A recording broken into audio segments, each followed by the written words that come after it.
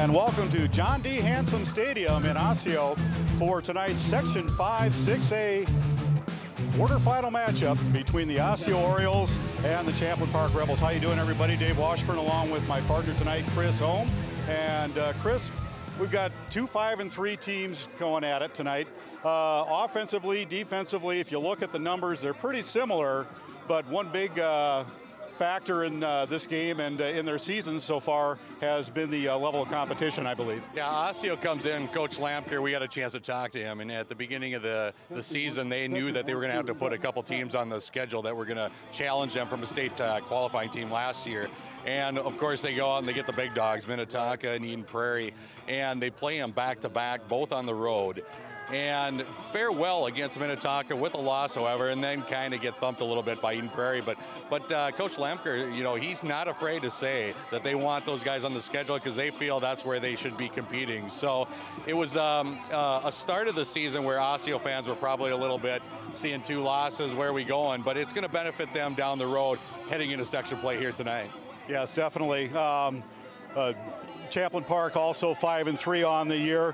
They've beaten the teams that they should have beaten, and they struggled a little bit against some of the top teams in the conference. But all in all, a pretty good season for the Rebels, and barring a couple of injuries, they could be in a lot better shape than they are right now. Yeah, the Rebels are exactly where they were supposed to be. And, you know, talking to Coach Corton, he knows that they beat who they were supposed to and probably battled against the teams that they knew were going to battle against. And, you know, they were injury-plagued with the loss of their big Division I recruit, a linebacker, that's a line at Darnell. So with injury creates depth. They know that. But the Rebels 5-3 here, it's going to be a great suburban battle here tonight. Yes, indeed. Talking a little bit more about the Rebels. Very strong defensively. They give up about 22 points a game. They've rolled up some huge numbers offensively. 45 points against Elk River. They had 4 other games where they scored 30 or more. But they're probably up against a little bit tougher defense than some of the teams they've seen this year. Yeah, the defense for the Rebels, they're going to bring a 3-4, and they're going to bring the heat. They're going to have fun with it. They're going to bring linebackers, and they're going to get after it. But, you know, Coach Lemker is an offensive-minded guy, so he's going to take shots where needed. So this is going to be a chess match. And, you know, you're going to see a battle here tonight where it's going to be coaching staffs that are seasoned. They know each other well. They're conference rivals. And when it comes down to it, it's going to have to be who doesn't make mistakes. So, you know, both coaches know it going into the season. It's like got to be a mistake-free game. And with the quarterfinals here tonight, look for it to be the team that makes the least amount of mistakes, probably victorious. All right, sounds good. We'll have the Orioles and the Rebels coming up right after this on Channel 12.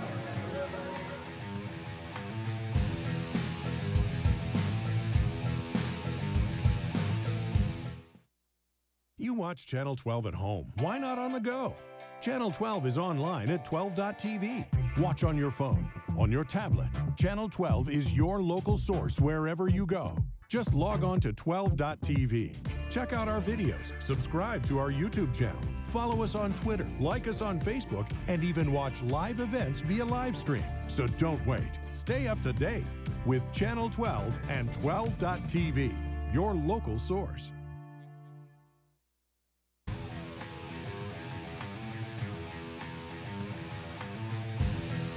All right, welcome back to John D. Hanson Stadium in Osseo as we're just about to get this one under the way. We've got the Rebels and the Orioles, two 5-3 teams all set to go. And this looks like it will be Osseo receiving to start this game. So we'll get a look at that Osseo Oriole offense right off the bat here.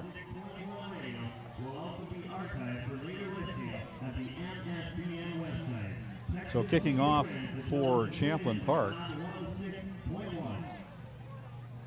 will be Dan Branger, and back deep for Osseo will be Demario Armstrong, and Marmar Hughes as well. Osseo obviously in the orange, Champlin Park white jerseys, blue pants and silver helmets.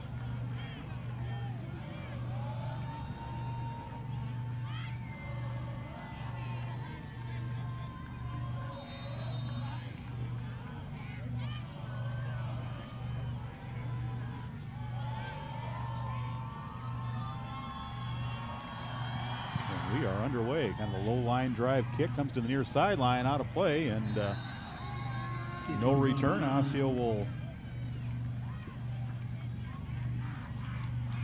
start off at the 20-yard line, and we'll be set to go. Yeah, Osseo is going to come out. You know, we got a chance to talk to the head coach, Darren Lampker, before the game. But Osseo is a team now that's going to want to hit the edges. They're not a team that's going to go anywhere in the A-gap in between here. They're going to want to get outside. They said very early and often we may see even some trick plays out of this. So, you know, Osseo is a team that wants to get outside. If they see that there's going to be man-to-man, they're going to want to expose that. So we'll see. Very pro-style offense here led by their quarterback, Malik Gillard. All right, Gillard brings him up to the line. He'll stand behind center, fake the handoff, and reverse right off the bat. Goes to the left side, and that'll be Quadri Basari pushed out of bounds. Out about the 37-yard line, so a nice little 7-yard pickup to start the game. Yeah, Basari is one of the guys who's going to see a majority of the touches tonight. You see they're running off a veteran offensive line there, but Basari does play wide receiver. He'll get a lot of touches here tonight. Basari has about 300-plus yards on receptions, but Lampker said don't be surprised if he gets more touches from the running back position, trying to get outside on jet motion, just like the one you just saw. All right, 2nd down and 7. That's just a 3-yard pickup. And being chased, getting rid of the football. Good job by Gillard as he dumps it off near side. And there to make the catch is Hughes, and Hughes will have 1st down yardage, although Champlin Park says they have the football. This would be huge for Champlin Park if they can come up with a ball. It looked to be that this their ball, and they're coming up. There's your signal. Champlin Park, huge turn of events. So it will be a catch and a 9-yard pickup. Well, you can see right now, Hughes gets that ball. He tries to make a couple moves here, but when he makes that initial move going right there, he's going to get hit. Boom. The ball's going to pop out. Very evident fumble on that play. Those guys are scrambling around. Right now, if you're Champlin Park, you got to be excited. Both coaches stressed right off the bat that it's going to have to be air-free football here tonight, and that's the first mistake by Osseo. So it brings on now this Champlin Park offense trying to strike here early.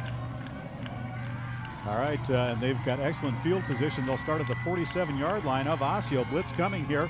Rolling to his right is Biegert, and Biegert will keep it on the ground and make his way down to about the 42-yard line. Gain about 5 on the play. Yeah, we're taking a look at the offensive starters here. Biegert is interesting. He's right around that 1,000 yards, about 56% from the quarterback position, 9 touchdowns and 4 interceptions. But Biegert is a quarterback's coach. He is, we talked to Corton, their head coach. He said they give him a suggestion, and they want him to run the play that's going to work. So he has a lot of freedom out there with audibles. Marty Hill comes in motion to the near side, but the handoff goes right. A lot of room to run over there, and down inside the 30 to about the 26 is Musumo. Yeah, Musumo does a nice job, gets good blocking on that outside pull from their guard, their little block, and right there he takes a nice step outside. He gets a good read. So from the senior position, he's going to be the bulk of their carries. He's over 100 carries on the season right now, but the impressive part, yards per carry, he's about that 6 range. So when he gets the ball, he makes good things happen. Out of the pistol, quick hitter out to the right side and down to about the 21. You're going to look at the receiver over there. Scott Moe there with the catch. Yeah, the Orioles, you know, when it comes to defense, they're going to run a 4-3, pretty traditional base. They're not going to bring a lot of heat. Every once in a while, you'll see a blitzing linebacker, but they're 4-3 base. But talking about Bo, boy, he's a great target out there, 6'7", 190. He's a big boy for a tight end. And the handoff to Musumo, and he's going to be close to 1st down yardage. Looks like he's going to be about a yard short. Let's see where they spot the football here.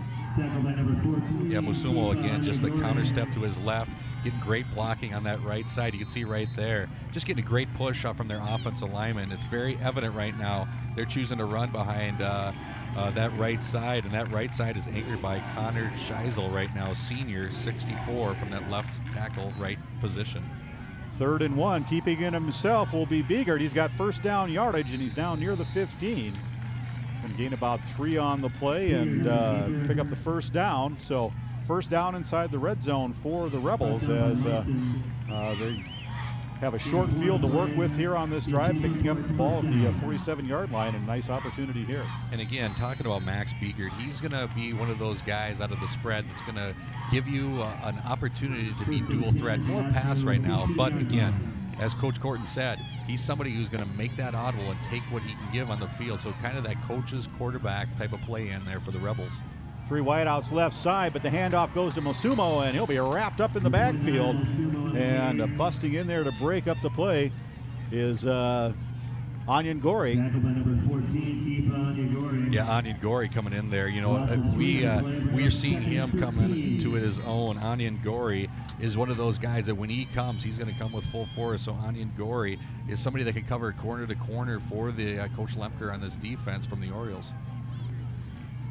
So a loss of 3 will bring up 2nd down and 13. 3 wideouts split to the near side, 1 to the far side for Champlin Park. Biegert back to pass. Nearly picked off through the hands of the defensive back there, and that is Quadri Bussari. Yeah, Bussari's going to wish he wanted that one over again right there. Biegert on his back heels, you can see it, but Bussari right through his hands right there, and he knows it as soon as you see it, putting his hand down to the turf. So if you're Bussari, he's like, give me that one over again. 9 times out of 10, I catch that one. But again, down to the turf, lucky there, turn of events for the Rebels. All right, 3rd and long now for Champlin Park, as it's 3rd and 13. Sumo in the backfield with the quarterback, Biegert. There we go. That's the pass I think they were looking for in that last play. They hit Bo. He loses the football, I believe, and there's a scrum. It looks like Osseo got it. Yeah, Scott Bowe, that 6'7" tight end, just runs a little quick slant on the outside, and he gets the ball, and he gets popped. But you can see right here, Bussari rebounds after missing that interception. Bowe gets it, bobbled in the air, really never had control, but who's there? Bussari rebounds after that one and gets the interception. So you know what? Karma comes around on that one, and Bowe really never had, he probably would have been incomplete if the ball would have come down, but Bussari gets the interception. So we're 1 for 1 here on turnovers. Both teams benefiting from the fumble early, and now we see an interception by Bussari. So yeah, I'll have to change that on my score sheet. I had that down as a reception and a fumble, but yeah, getting a better look at it on the replay there. Ekior carries the football, but he'll gain about 5 yards on the play. Yeah, you see right there, Coach Darren Lemker. He has really made this Osseo team a state team at the level of they're competing year in and out, not only around here, but taking that next step, trying to get to where the Eden Prairies and YZ has been the last year. So Lemker is doing a nice job here for the Orioles. Yeah, they've come a long way. Here's the pitch coming to the near side. Still on his feet, and no gain on the play. As there on the carry. Yeah, Krua on the outside, and Krua is battling a little bit of an ankle injury here. We heard during the week, but he's ready to go. You can see it there, making a couple cuts. But again, following his blockers, just nothing there. Good defense on the outside by the Rebels, just to swarm to the ball. Next play coming quickly. They'll hand it off again, and nowhere to go. And Yaku with the ankle injury. Brought down by a host of Rebel defenders. Bring up and that was Ekior there on the carry, picked up a couple. Yeah, Ekior will probably give more carries than normal with Krua being banged up a little bit. But both teams are kind of riddled with injuries, and right now, yeah, you can see it right now down on the that is Hughes down there. So they could ill afford to have Hughes go out here for the rush attack for the Orioles. Well, the Orioles punted away. Ball will hit at about the 37-yard line and take an Osseo roll, and looks like it will rest right on the 50-yard line. So that's where Champlin Park will start this drive. Chris, you made the point about Darren Lamker building this program. It wasn't all that long ago where you said Osseo football and people go, huh? Yeah. Because this school was known more for their basketball than their football teams, and he's done a great job here making the Orioles competitive, and then now bringing them up to that next level. Yeah, Darren has done a nice job. I get the fortune of actually playing against Darren in college. He was at Augsburg and I was at Concordia. And just has one of those mentalities that he was going to make the best out of whatever he could do. And, you know, again, for guys that know football in this, not only this area, but in Minnesota, Bridgeport, Tussler was Mr. Football here not too long ago. So he's got guys that want to play for him. And, you know, we could talk more about that as the game goes on. Bo goes in motion. Direct snap to Harrison Jones, who is in at quarterback.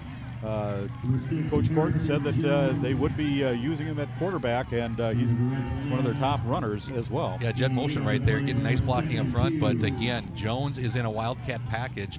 He's normally at wide receiver, but Coach Corton said they are going to run Jones more often tonight to just change it up and give a different look. So they're not only going to just be under center shotgun motion here, they're going to give the opportunity for Jones to run out of the shotgun. Yeah, Jones is one of those guys that can do a lot of different things. This night he thinks about passing, but he'll pull it down and run, and he'll be pushed out of bounds. He'll pick up first down yardage over there as he's shoved out on the sideline by Dina J.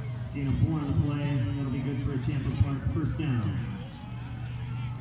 Yeah, right now you can see that Champlin Park is coming off a couple of wins here, but again, 5-3 overall. Struggled on the road a little bit here, 1-3 away from home territory for the Rebels, but coming into this game, little momentum with the 3 wins. So a little bit different than Osseo, and we'll get a chance to see them, but the 3 wins have helped perpetuate them here tonight.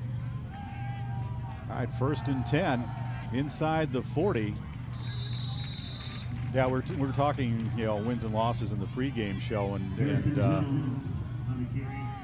yeah, you see that that good home record and that 1 loss against Totino Grace last weekend. So, yeah, you know, 5-3, 3-1 overall, 1 loss, and you see 5-3, and you're like, they're having an okay year. You got to remember those 3 losses. You know, Totino at home, but the other 2, Minnetonka, and obviously the #1 team in the state, Eden Prairie. Here's Jones. He's going to take it himself. Tripped up in the backfield, and he'll be dropped for a loss. Making the stop there is Cordell Russell, and he's going to drop him for 2. Yeah, Russell here, you're going to see him sprint right in here. Jones really had no opportunity. There comes Russell in on just a delayed little blitz when he sees him going and gets him down for the loss on that one. So, again, when you run the Wildcat, you force the issue too, and if it looks like he's going, those linebackers are going to come. Russell, only a junior, 6'2", 210, so he's got the speed and size to be middle linebacker for the Orioles. Here we go on 3rd and 9. Back to pass is Jones. He's got a man wide open down the sideline. Touchdown, Champlin Park.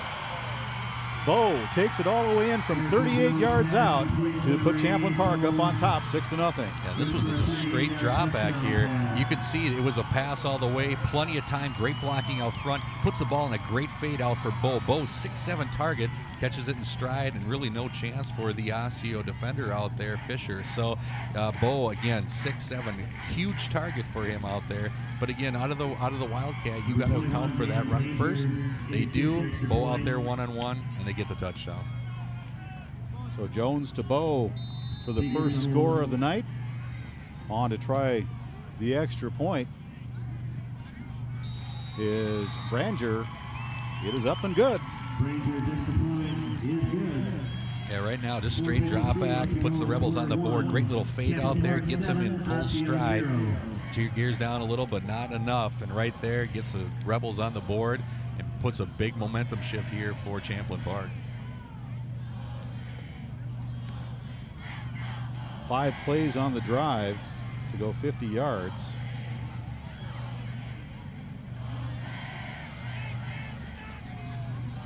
So a nice little drive. They got the short field to work with as they got the ball right at the 50-yard line off the punt. And that's one of those things where, yeah, you say Osseo gave up good field position, but they stopped a touchdown on the earlier drive, you know, with the turnover. So so it was just, they just delayed the Champlin apparently. Yeah, so. Turnover in either team is kind of tit for tat right there. But again, we were talking the Champlin Park coach at the beginning of the year. These are 5 seniors on the offensive line, and when you see that, you kind of go, hey, 5 seniors, they must have been there together. Last year, Champlin Park had 5 seniors that graduated, so this is actually a brand new offensive line. Guys like Eric Ross up front and Nick Guzman. They did a great job on that right side. You're going to see 2 different looks, that Wildcat look And then that more traditional, shotgun quarterback reads and takes what he can get out there. So even though they're all seniors, it's really kind of a new senior crew on that offensive line. High end over end kick comes to the near side, taken at the 2. Out across the 10, near the 20, and out near the 25-yard line. Look and see who that was on the return, because we saw one of the return men hurt on the sideline, Hughes, and that looks like it was Hughes. He's walking with the helmet off, so Hughes on the return. Yeah, Hughes right there. He plants at the 1-inch line. That thing goes in the end zone, and it's at the 20. But he gets there, makes a couple of nice moves, gets a nice block out here in front, but tackled up. You can tell Hughes is a little bit tentative right now, and you can obviously see that. They're a little bit banged up, and Hughes goes down with that ankle. Hand off right up the gut, be about a 2-yard, 3-yard pickup here. As Ekior comes out of the bottom of the pile with the football. 3 carries for 10 yards so far here in the early going. And again, Ekior is going to be that guy who's probably going to get a majority of the touches here. Even though that Krua is their guy traditionally, Ekior is the healthier of the two. Quick hitter to the outside to Basari, and he's going to be short of first down yardage. He'll gain about 5 on the play. Yeah, just a little one-step quick hitter on the outside. Boom, he hits it on the outside. Sorry, makes a couple of moves, but that's designed to keep everybody honest up front. Just a one-step throw and make sure that corner bites. That's something that Lemper's going to set up down the road for something deeper here in a few more plays. On 3rd and short, about 1.5 yards to go. They'll pick it up as diving ahead is Ekior, and he'll pick up the first down on about a 3-yard pickup. Ekior goes off that right side, does a nice job. Looks like somebody might be down there for the Champlin Park right now, but Ekior just powers through again off of that right side by the Orioles, getting a really good push. That's Jacob Heil down on the field, the senior linebacker. Yeah, right now making some nice moves. You can see out there Ekior, just going off a great run block right there, but you can't really tell what ends up happening there, and you never really want to speculate what goes on as far as injury, but you can definitely tell there's some pain involved right there. Yeah, Heil on the bottom of that pile, and they're definitely taking a long look at him here. The trainer out on the field, the athletic trainer for Champlin Park, Angie Suzmowski. Good old Polish name right there. Exactly. Szymanski. It's times like this too, and I know that when somebody goes down, you want to make sure you regroup. Both teams now have the opportunity where they have had fumbles and an interception, and both coaches knew going into this game the team that's going to make.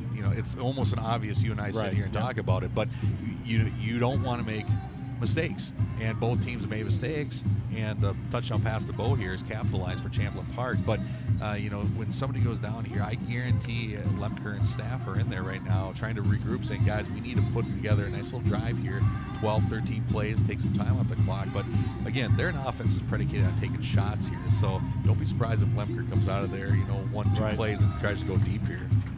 All right, Heil is up. That's a good sign.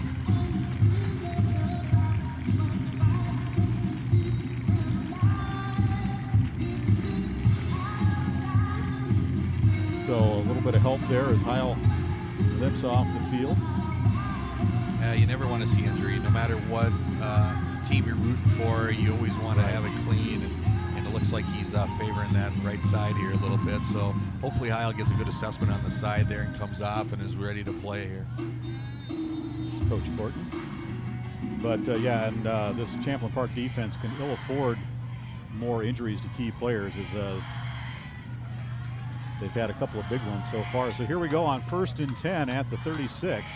Rolling right is Gillard, and the catch is made. Not a whole lot of room for Cam Munson, but he'll pick up about 2 yards on the play. Oh, and a fumble. Is it a fumble or an interception? We'll have to take a look. Okay. They're calling fumble on us. Okay. We'll take a peek. No, we're kind of blinded by the Osseo little rollout waggle pass here. He gets it out there clean.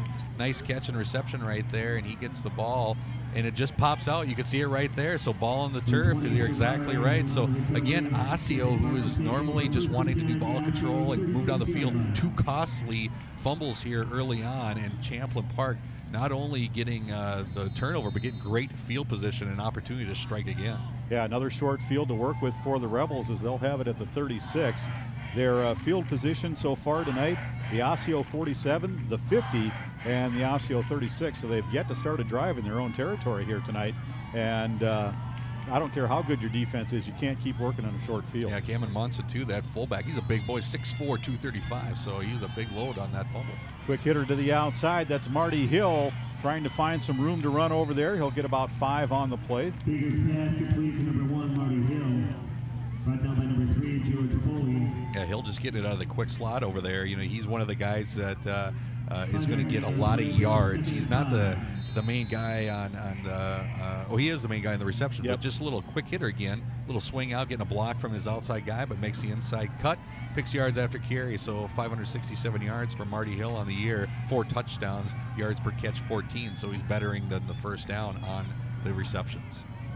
Here we go. This time they'll keep it on the ground, trying to find some room is the running back Mosimo, and he'll be wrapped up for a huge loss. Let's see, they'll give him forward progress back to the 36, so we'll be back to the original line of scrimmage. Yeah, Anagori, I believe, is the guy who came in here and really stopped the play. He comes in there, and right there, it looked to be, it was an opportunity to come in there for the Orioles, but you make one move as a running back. The rule is after that move, you better be going forward in that play.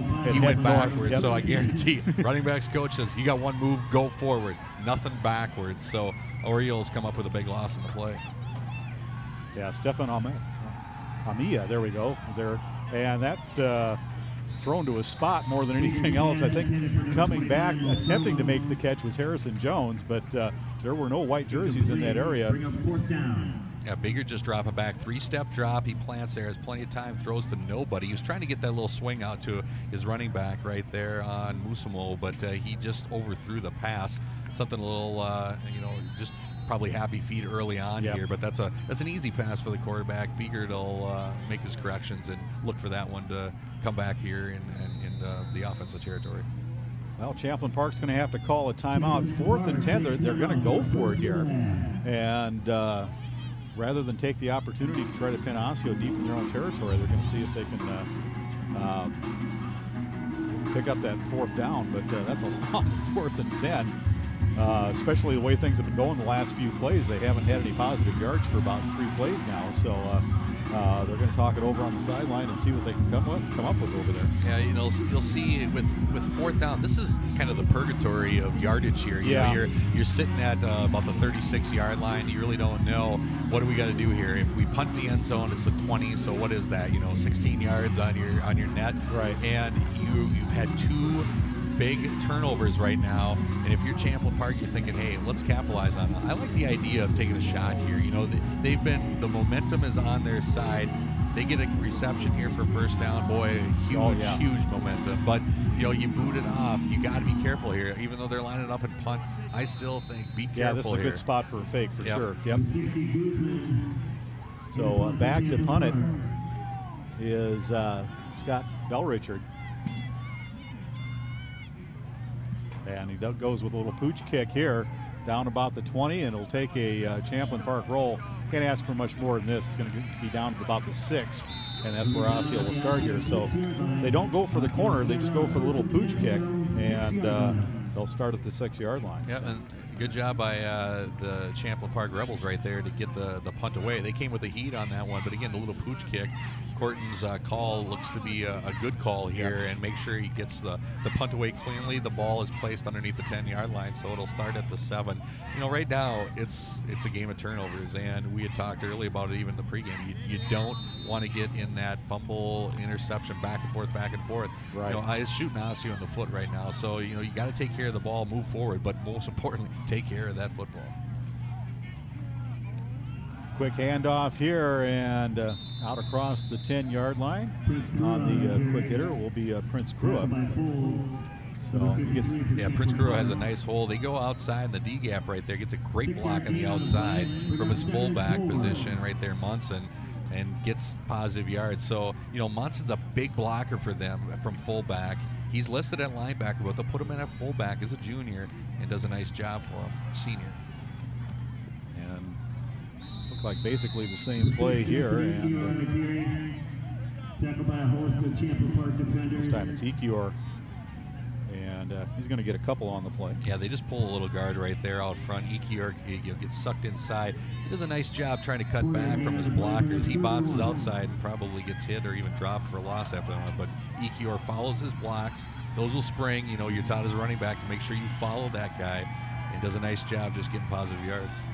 All right, here we go, 3rd and short. Big play here for Osseo. They haven't been able to generate much offense here, and it looks like they'll pick it up. Ekior off to the 20-yard line, and after the 3-yard pickup, they will have the first down, their first of the evening. Yeah, on the left side there, you know, Galbrecht does a nice job leading the way for him on that one, but Ekior gets the first down moving through. Takes a little shot there right off the helmet, but enough yards to move the chains forward for the Orioles. All right, so the Orioles, after picking up their first down of the evening, as we near the end of the first quarter, down to 45 seconds to go. Time enough for 1 or 2 plays. Lee Gillard back to pass. Has a man wide open down the field, but just overthrew it.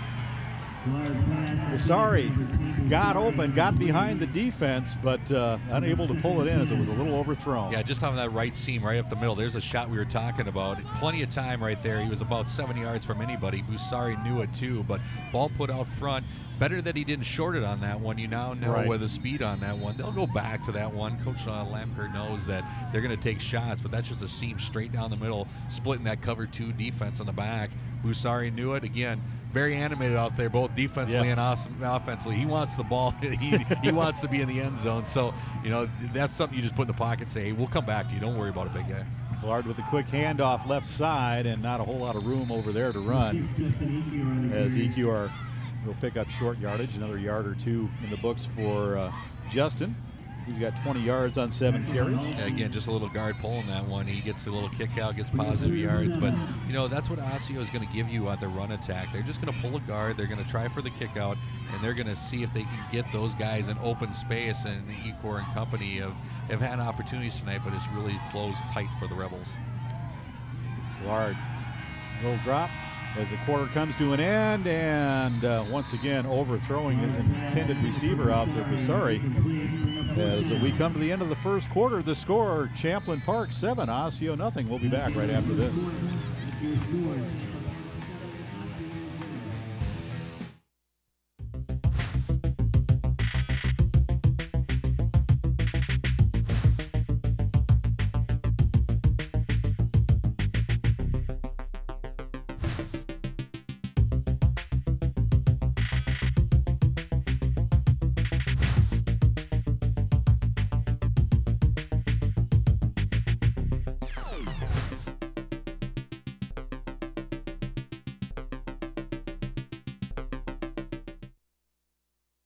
My new mom and I have a lot in common. The great outside. We both love the outdoors. It's so shiny. That's not a flower. We both love geology. Oh, look. An igneous one. That's not a rock. And she knows a lot about wildlife. A labradoodle. That's not a dog. Hanging out has been kind of fun. You don't have to be perfect to be a perfect parent. Thousands of kids in foster care will take you just as you are. We are underway here in the second quarter, and keeping it himself coming out of the quarterback slot is, I believe that's Hunter Yerix. All the way out.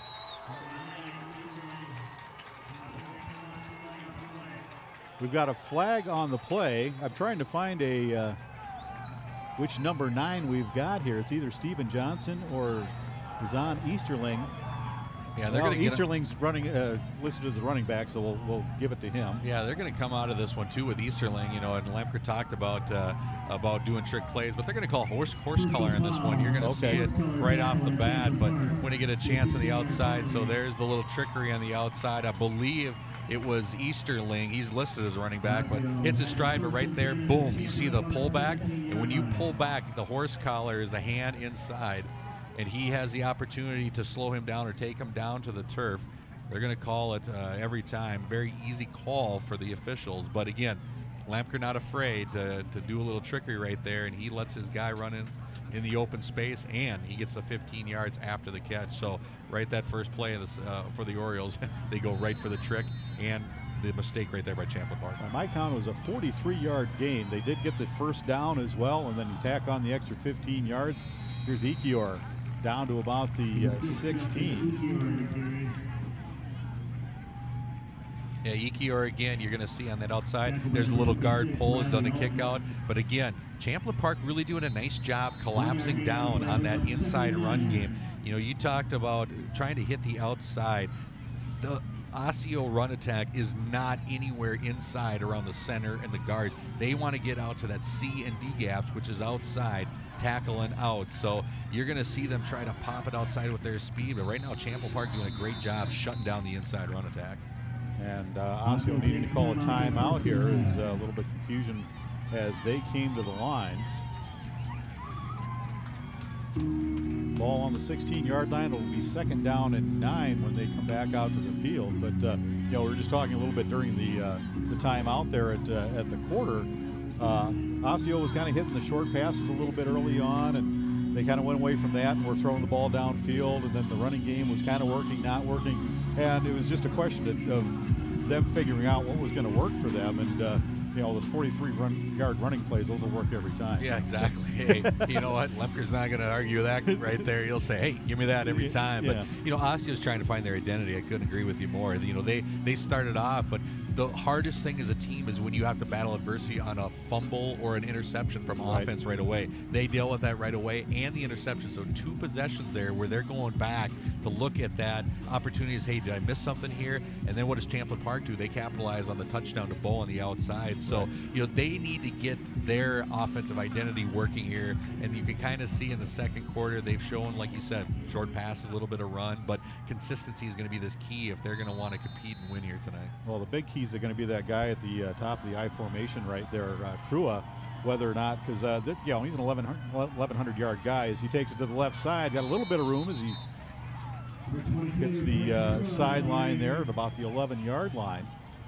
Yeah, Crew on the outside there. This is a straight pitch. They're going outside, just doing man-on-over blocking, getting a great seal on the outside right there by his fellow running back as well. And Ekior, you know, is one of those guys where if he can not only be an athletic runner out there, he's going to be out there blocking for Krua. So nice job by him on the outside, getting positive yards. And they'll give it to Krua once again. Touchdown. Had to wait for the call. So from 10 yards out, Krua in to score.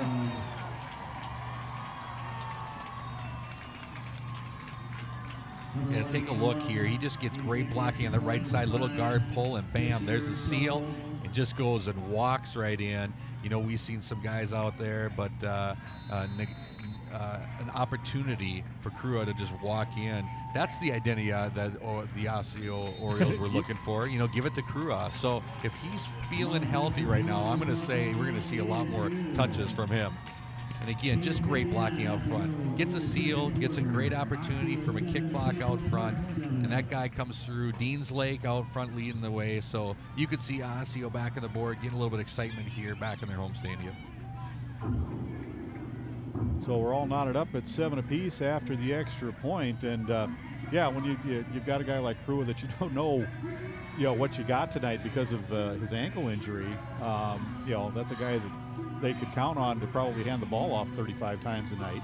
And now you don't know what you're going to get out of him. And so, yeah, like I say, you have to start try some other things. But did a nice job of capping off that drive with the 10-yard touchdown. Yeah, you know, Prince Crua healthy is one of those guys that you give the ball 20 times a game and let him pound it out. But I got a feeling right now they're limiting his carries purposely. You can see it right now with Iki, or he's getting some of the carries where Crua probably would have gotten those carries. But one guy we haven't mentioned tonight too is Galamalu, who is a really prolific offensive threat for them. He's out with an injury that he actually took outside of the football realm here during the soccer season. So that's a guy that is not even in this realm. So Crua and Galamalu, guys banged up here for the Orioles. Short kick, it's funny, I just thought of him as we have the return here taken by Alex Zeze, and he'll be out to about the 33. But Galamalu just walked in front of us here on his crutches, and you can see the boot on his left ankle. And just as you were bringing him up, it's like I saw him. It's like, oh yeah, we talked about him a little bit. Yeah, he's their second leading receiver, and they said, told us when he got hurt, he was probably their leading receiver. There you get a look at him, and so that was another big offensive hit for Osseo. So if they had all these weapons healthy, imagine where they'd be right now. Yeah, exactly. He's out for the season, so he actually suffered the injury during the soccer run that the Orioles have had. You know, that's one of the things, multi-sport athletes, you kind of cringe as a football coach. You go, oh, another sport. But you know what? They've done it for a number of years, and Lemker alluded to that. Jones back in at quarterback. He'll keep it himself, tiptoe to the line, and he'll pick up a couple of yards on the play. Yeah, it's fairly common in high school to see multi-sport players, but not usually during the same season. Yeah. You don't see too many soccer players playing football unless they're a kicker or a punter or something for your football team. But yeah, that's tough to see. 2nd down and 8 now, and it'll be Jones himself looking to the left side, cuts it back, and roughed up at the line of scrimmage, but he'll fall forward for about 3. Yeah, on the outside here, it looks like there's a flag in the play here. But Jones, again, wildcat position. He can throw the ball. They get it on the outside. They might get a little hold on the play here, but Jones goes through. So they're going with the wildcat formation right now. They feel as if that's their best option offensively against this Oriole defense. So they'll call it holding at the spot of the foul, which will be the 39. So they'll march off 10. 2 penalties so far tonight on Champlin Park for 25 yards. Osseo yet to be penalized, so they've had a clean game. This will push them back all the way to the 25-yard line. Yeah, this is tough now out of the Wildcat. When you push yourself back, you definitely don't want penalties when you don't have your traditional quarterback in there right now. You can see Coach Corton talking about getting his players in the right formations, but you definitely want an option here now with 2nd and long if you're the Orioles not to give up that huge pass, because he's not their traditional quarterback. He's somebody who's going to run or maybe just throw up a bomb here. So we'll see what they have in store. 2nd down and 18. Jones rolling to his right, and he does get the ball away. Incomplete, though. The intended receiver there, Marty Hill, and threw that one at his feet. Yeah, he rolls out, and this is a pass. You can see right there, he's got it cradled in the passing position. So they're running a little 3 level right there, just a little too low for Hill on the play. Hill's a big receiver, 6'4", plenty of area to throw to. So again, as your non-traditional quarterback, Jones could throw the ball. However, Biegert is your guy that's in the pocket to throw. And that play you can see right there, throwing many, 9 times out of 10, a traditional sprint out quarterback's going to get that one. That one on a Wildcat is incomplete. So 3rd and 18 now for the Rebels. And once again, this time they'll hand it off to Mosumo. And he's got a little bit of room to run, and he'll pick up 1st down yardage and then some as he's pushed out of bounds at about the 45-yard line. So he'll pick up 20 yards on the play. Yeah, Mosumo right here, just a draw, sprint out, head goes in the air right here by quarterback. Boom, he gets the draw. Gets great blocking on the outside right there and makes a couple moves, and then he hits the sideline. So not only on the outside does he get great blocking, but look like Witt on the outside from his wide receiver position might have been in there. Probably Bo, that I see it now, doing a nice job on the outside getting that block. So, you think screens, you think draws. If you're the Osseo defense, what happens? Draw there, and he picks up the 1st down. So nice play. And this will be Jones himself, and nice pickup there as he'll get another 7. Yeah, that's one thing with these spread offenses. they count on the wide receivers to do a lot of blocking. Yeah, just on the outside run there, gets a block from Musamol, and when you're out of that position, it's hard because you don't know as a linebacker, do I need to commit to the guy who's the Wildcat? Do I go back in the pass? So you're kind of getting a read more about from where that guy is in position with his hands than you are just that traditional drop-back quarterback. Right. On 2nd and 3, went into the pose to throw the ball and then tucked it down and tried to make it back to the line of scrimmage, but about a 2-yard loss there. Yeah, just a drop back on the play, and again for the Orioles, dual threat here on both sides. Munson from the linebacker position. You know, he's the fullback that we've seen, and actually was a part of that initial fumble, but he gets through here from his linebacker position, does a nice job. He didn't fall for that fake on the outside. He saw it right there, and he gets Jones down for the loss. Big 3rd down play coming up here for both teams. All right, 3rd and 5, both split out to the near side. Another man coming in motion. Out of the pistol. And is the catch made? It was. Hill will pull it down at the 24-yard line, and he'll pick up 26 on the play and another 1st down.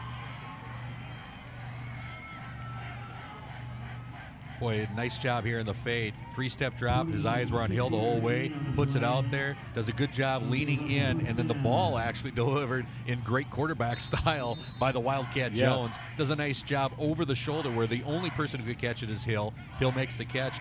I'm really impressed by the size of these Champlin Park wide receivers. You're talking Bose 6'7", Hill there 6'4". They got a lot of space on their body to make those catches, and they're getting the ball right where they need to. And Coach Lamker mentioned that they had some tall wide receivers before the game, and here we've got a handoff and new running back Brandon Oxley carrying. Yeah, so you see Scott Bowe right there. I mean, he's a 6'7" target, and when you have that type of size as a quarterback, you can make mistakes where normally that 5'10", 5'11", 6-foot realm from the wide receiver, but these receivers have some long arms and size, so it's really helpful from the quarterback position. Now we've got another Osseo player down on the turf. That looks like George Foley being looked at. A little bit of wrist, shoulder, elbow, possibly. Yeah, Foley favoring his left arm there. I don't know if he took a helmet on there. Trainers are looking at it. He might have got an elbow in the face mask, kind of you know, an extension. When you get hit in the elbow there, it just kind of tickles all the way down. Yep. But he's up and off under his own accord, so that's good to see. 7:34 left to play here in the 1st half. We're all knotted up at 7 apiece, but Champlin Park on the move just inside the red zone. They've got it 2nd down and 5 at the 19-yard line. Well, if you're Champlin Park right now, you got to be happy with your offensive performance. You're moving the ball. You've scored against this good Osseo defense. And again, taking time off the clock. So Champlin Park is doing a nice job moving the chains forward here out of that Wildcat position, which we didn't see to start the game. And this will be Jones. And he'll be wrapped up after a short gain down inside the 20 to about the 17-yard line. Yeah, he had Atkins on the true pitch here. He's going on the outside. Had an opportunity there, but as most Wildcat quarterbacks, they're rarely ever going to pitch it. So they're going to get that ball and tuck it away. But again, if you got a guy that's willing to go out there and pitch it, Atkins right there from his running back position was open. But again, Wildcat, they're going straight forward and trying to get those positive yards. All right, here we go on 3rd down and 3. Jones take it himself. He'll cut it back, and he's going to be close. It's going to depend on the spot. The near side official has him just inside the 15. And they may have to measure this one. Yeah, they're spotting 4th. All the hands are going up here, so you got a 4th and a half a yard. So it's decision time here. We'll see if a timeout comes into effect here. I got to believe Corton's going to take a little bit of time here. So just going off a nice block on the outside, Osseo collapses down, and right there stood him up. That's the key right there. Ball at right about the line, so great spot by the officials. I would guess you're going to see a timeout here to think it over a little bit. Yeah, this is a pretty important play right here, and at high school, you don't see as many field goals. And at this point here, you're talking a 22-yard attempt, 32-yard attempt. So that's probably right about the maximum range for most high school field goal kickers. Yeah, looking at the beginning of the game too is an opportunity for the kickers to punch it in there, but yeah, you don't see a lot of opportunities for that 32, 30-plus yard unless you got a boomer. Right, right.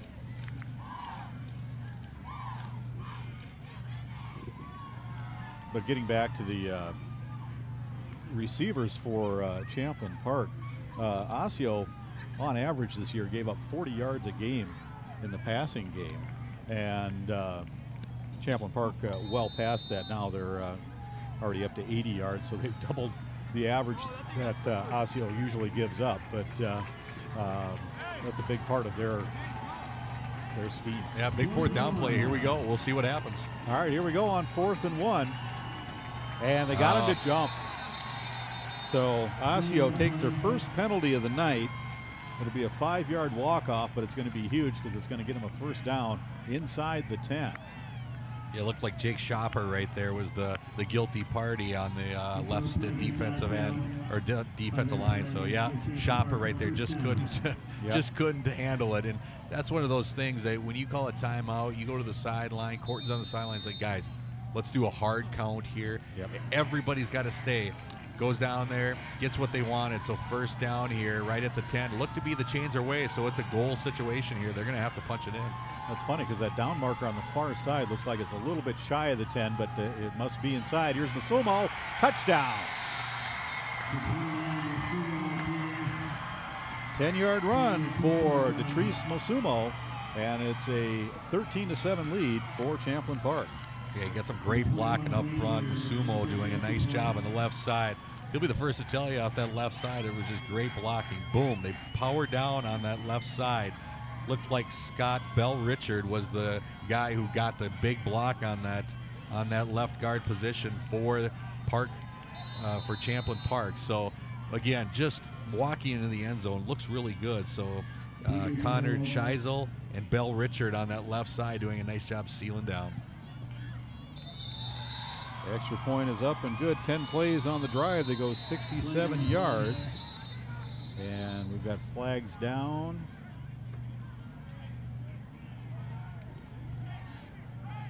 And officials will talk things over. It looked like they're probably going to try to get this. I would imagine a personal foul coming here. You're going to say one of the kids from one of the teams ended up pushing the other kid.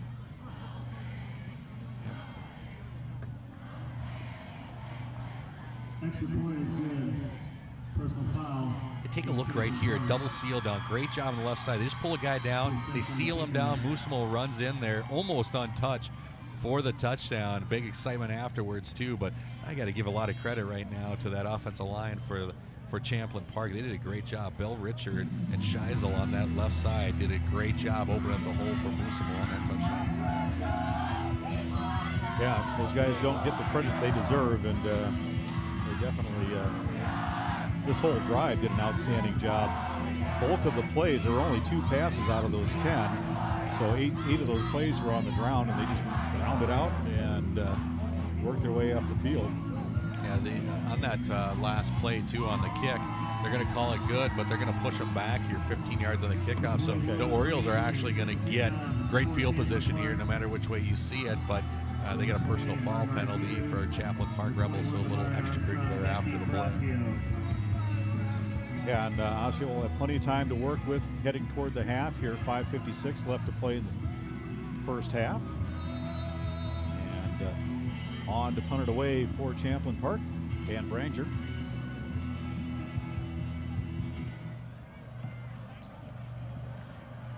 here we go.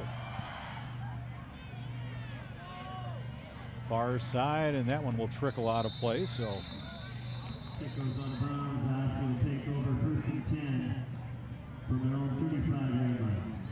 Start at 35. Well, it's probably the best of all worlds there. Actually, you know, kicking the ball out of bounds doesn't give any momentum back to the Orioles. And at the 35, you know, they've stopped them here tonight, that Champlin Park defense. So, you know, it's not a bad out-of-bounds penalty there if you're a Rebels fan, because it doesn't give any momentum to Osseo if they get that ball back and break a big one. Yeah, you know what? They're gonna make him re-kick it. So just as we say, talking about momentum, Lemker's thinking in his head, I want that ball in their hands to get some yards here. So yeah, they're gonna make him re-kick this one and say, hey, we want to touch that ball. No, actually, what they're gonna do is they're gonna tack that 15-yard personal foul penalty on, since it was an out of bounds kick. They're gonna, it looks like they're gonna tack the 15 on to the 35, so they'll start at their own 50, or start at the 50, I should say. You got me on that. Yeah, you got me on this one. I'm not sure where the placement is on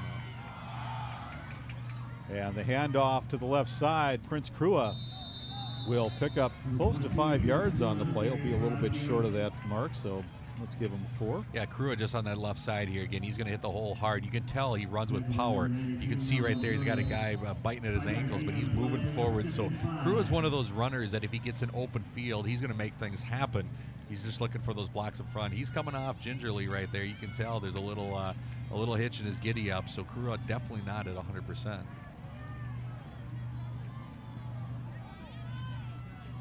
Here we go on 2nd down and 5.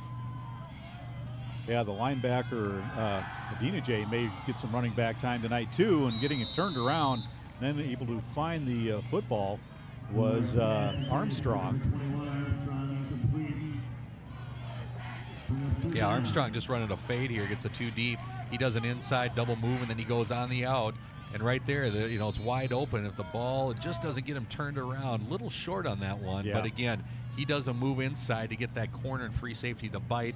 They throw the ball on the outside, and Armstrong, just a little underthrown ball there by Gillard, but incomplete, brings up a 3rd down situation. The Orioles, they need something here for momentum in this 2nd quarter. Yeah, Gillard was 3 of 3 to start the game. Now he's 0 for 3 his last 3 passes, but here's some room to run here for who do we have in there now? Hughes at running back. Yeah, Hughes just coming off of that jet motion there, right there. Gets a handoff, gets a great block out front by Ekior, and then goes for positive yards in that 1st down. It's kind of hard to pick up the difference between Krua and the running backs there. They all kind of have that similar stocky block like Hughes and Krua. Right. Here's Ekior, and he'll get twisted around behind the line of scrimmage, still on his feet, and he may be better off to just go down here. Guys start reaching in for the football when you get to that point where they're just spinning and pounding on you. He's going to wind up losing a yard. Let's count here how many times he gets touched right there. There's 1, there's 2, 3, 4. Okay, 4 guys. There's your 5th guy right there. 6, 7, 8. So we got 9 guys, 10, 11 at the end. So I think everybody and their mother for the Rebels probably got a touch on Ekior on that play. Exactly. He'll lose a yard, and it'll bring up 2nd down and 11. And this time, we've got a hold coming in as the flag comes in late down to the 35 was Ekior, but this one's coming back. Yeah, they're going to call a hold on the outside here. On the Ekior looked to be running, and a guy was pursuing. And when you have 2 guys throwing the same penalty, it's a pretty easy penalty to call for the officials. There you get the call, so that'll push him back another 5. So it's going to be 2nd down and 17 now. After the penalty, that is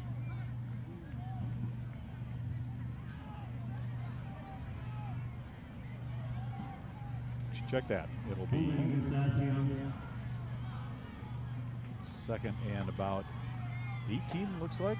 It's kind of a slow developing play. Ekior went outside. It didn't look like he was full speed. He's a very shifty, speedy type of receiver, and he kind of was running almost designed that it looked like he was running slow. Right. It wasn't something that you normally see at Ekior where he's more open and shifty in the hips. He just kind of was stiff on that one. So I don't know if it was designed like that or not. Quick hitter over the middle, finally pulled in, and picking up the 1st down yardage at the 15-yard line. Just a straight seam from Cameron Munson on that inside from the fullback. 2-step drop right there. Boom. Hits Munson in the hands. He doubles once, gets it, and then destroys the guy and runs him over right there. So nice job by Munson in his fullback position. You can see tipped it up to himself right there, brings it down, and then in fullback design, puts his shoulder into it and moves forward right there. So when he needed a play, you don't normally see your fullback straight seam down the middle, but right there, they do it, and they get the 1st down. And we've got flags and whistles here on this one. We'll have a false start, another penalty. Osseo had played most of the first half penalty free, and they've picked up 3 of them here. Penalized 3 times now for 20 yards.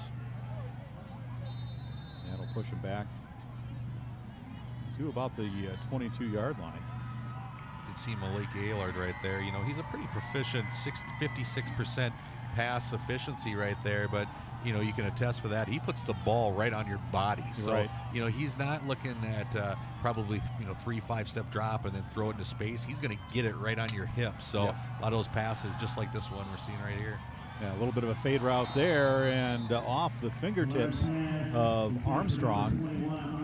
And yeah, just a 2-step fade on the outside. He knew where he was going. He saw the coverage. He liked it.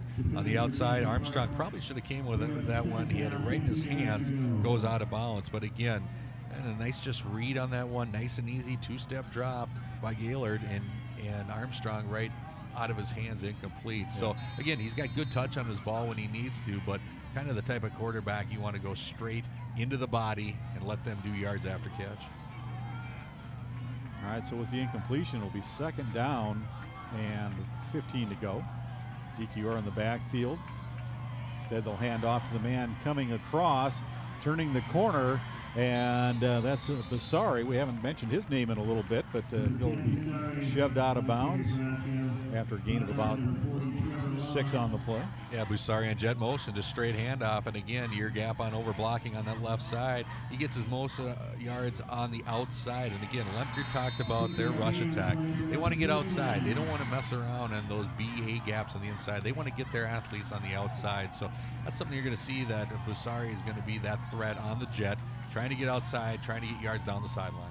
Here's Ekior on the inside move, cuts it back, and he'll be down inside the 10, so he'll gain 6 on the play, and that's going to bring up a 4th down and about 2.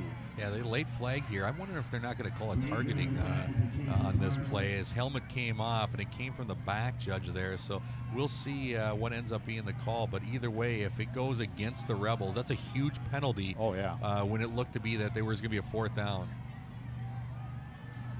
Face mask. Yeah. So we'll give him the 1st down. Yeah, he gets the ball, gets punched through there, and we'll see right at the end here, he gets the ball, and as he's going down, yeah, there goes the helmet. So the face mask is going to come from the penalty right there. So costly penalty by the Rebels. It looked to be a 4th down situation coming here, but again, they get the face mask penalty on that helmet rip off, and it gives the Orioles an opportunity here for a 1st and goal. Yeah, 1st and goal from the 5.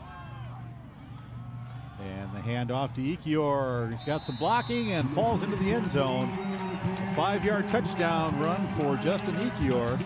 And that'll make it. It's funny, they already put 14 up on the scoreboard here for, or no, check that, 13 to 14, excuse me. Yeah, just off that left side, great blocking again, just straight down, man on man, pushing forward, saying, hey guys, we're going to go in the end zone here no matter what. So again, the Orioles answer when they needed to. Costly penalty right there in the face mask, but again, you know, we got a great game here tonight, going back and forth against the Orioles and the Rebels. So the extra point up and good, and we're all knotted up at 14 apiece. Just off that left side again, Ekior, the benefactor of some great blocking, and that's just a bunch of guys that are all on the same page going forward, putting that ball across the line. So again, we got a great game here tonight. Ekior getting the Orioles back on the board. And they know it, excitement coming off the sideline. We got a 14-14 game. 9 plays to go 50 yards on the drive. And yeah, we got us a little bit of a shootout here. And yeah, talking to people this week prior to this game, I've heard everything from, yeah, that should be a great game, to, oh, Osseo's going to blow them out, you know, just because of the fact that, you know, Osseo's played a little bit tougher schedule. but so far, this team's playing pretty even. Yeah, you know, 5-3 teams, they do have different schedules, but when it comes down to it, these teams know each other from that kind of traditional conference feel. So, you know, you talked at the beginning of the game, does it feel like two 5-3 teams? Yeah, arguable either way, depending on, but boy, you got to play here in the playoffs, and anybody can win, and looking like a great game here tonight. Another squib kick here, and down at the 20. Alex Zeze tried to pick it up, and he's going to be penalized for a little bit of excessive display here, as he was frustrated as his knee was on the turf as he picked up the ball, so they called him down at the 20. Yeah, and he's going to get a 15-yard after the fact here too. So they're going to get, you know, the knee was down, and then they're going to get the 15-yard sportsmanlike after the play. So that's going to push them even farther back. Yeah, you can see right here right now, just on the ground, knee goes down right here, gets the ball, and that's where he's dead, right on the line. A little frustration sets in right there with the ball getting struck to the turf. So good call by the officials right on that. I see Coach Lemker out there wanting explanation. Not sure what he's asking for on that one, but well, because they gave him half the distance, so they put it at the 10, and since he was down at the 20, he was wanting to spot it at the 5, but they went half the distance and spotted him at the 10. Just like any good coach, right? Want more than you're usually going to get. Exactly. All right, back in at quarterback is Biegert, and he'll hand it off. Sumo will pick up a couple on the play. Yeah, Biegert coming back in now changes it up a little bit for that that Oriole defense. You know, with 2:05 and ticking here, are they looking to eat up clock, go in, say, in halftime here, or are they going to do a 2-minute drill and get him on the line? Because when you think 2-minute drill, you think Wildcat offense, get up there with that quarterback. So, you know, bringing Biegert back in is the more traditional pro style, right under center. You know, let him do it from through the air. Yeah, looks like they're keeping it on the ground. Masumo trying to get to the left side. Nothing doing there, as he'll be dropped back near the original line of scrimmage. Lose about 2 on the play. Yeah, and the Orioles quick to call the timeout on that one too, and you know, running on the outside. Very wise call right there by the Osseo Oriole to get the timeout, because it almost seemingly looks like Park is going to run out this clock. You know, I thought they might give it a shot. Right. Just going left side here, and Musimo on the outside. He gets in there, stays in bounds here. You know, guys go down. Quick on the timeout was Lamker on that one. So, you know, here you have an opportunity again, 3rd down. You get a stop. Both teams have a timeout left. So you get a stop here. You're Osseo. You want to call another timeout. Right. You get an opportunity to get the ball, and you know, heck, good, you know, weirder things have happened. Try to take a shot in the end zone. Exactly. The one thing for Champlin Park, though, in their favor is they've got Biegert, their passing quarterback, so to speak, in there. So might see if they decide to heave one down the field here and see what happens on 3rd down. Yeah, we'll see what Osseo does too. You know, they're a 4-3 base team. They bring a little pressure if they need to. I would imagine here that you're going to see them bring a little bit of pressure, but they'll probably sit with their heels on the back line saying, you know what, you're going to throw it up. We're going to have guys back here. But I would imagine, and it's hard pressed to let Biegert have time back there. You're going to see some sort of heat, I would imagine, from the Orioles.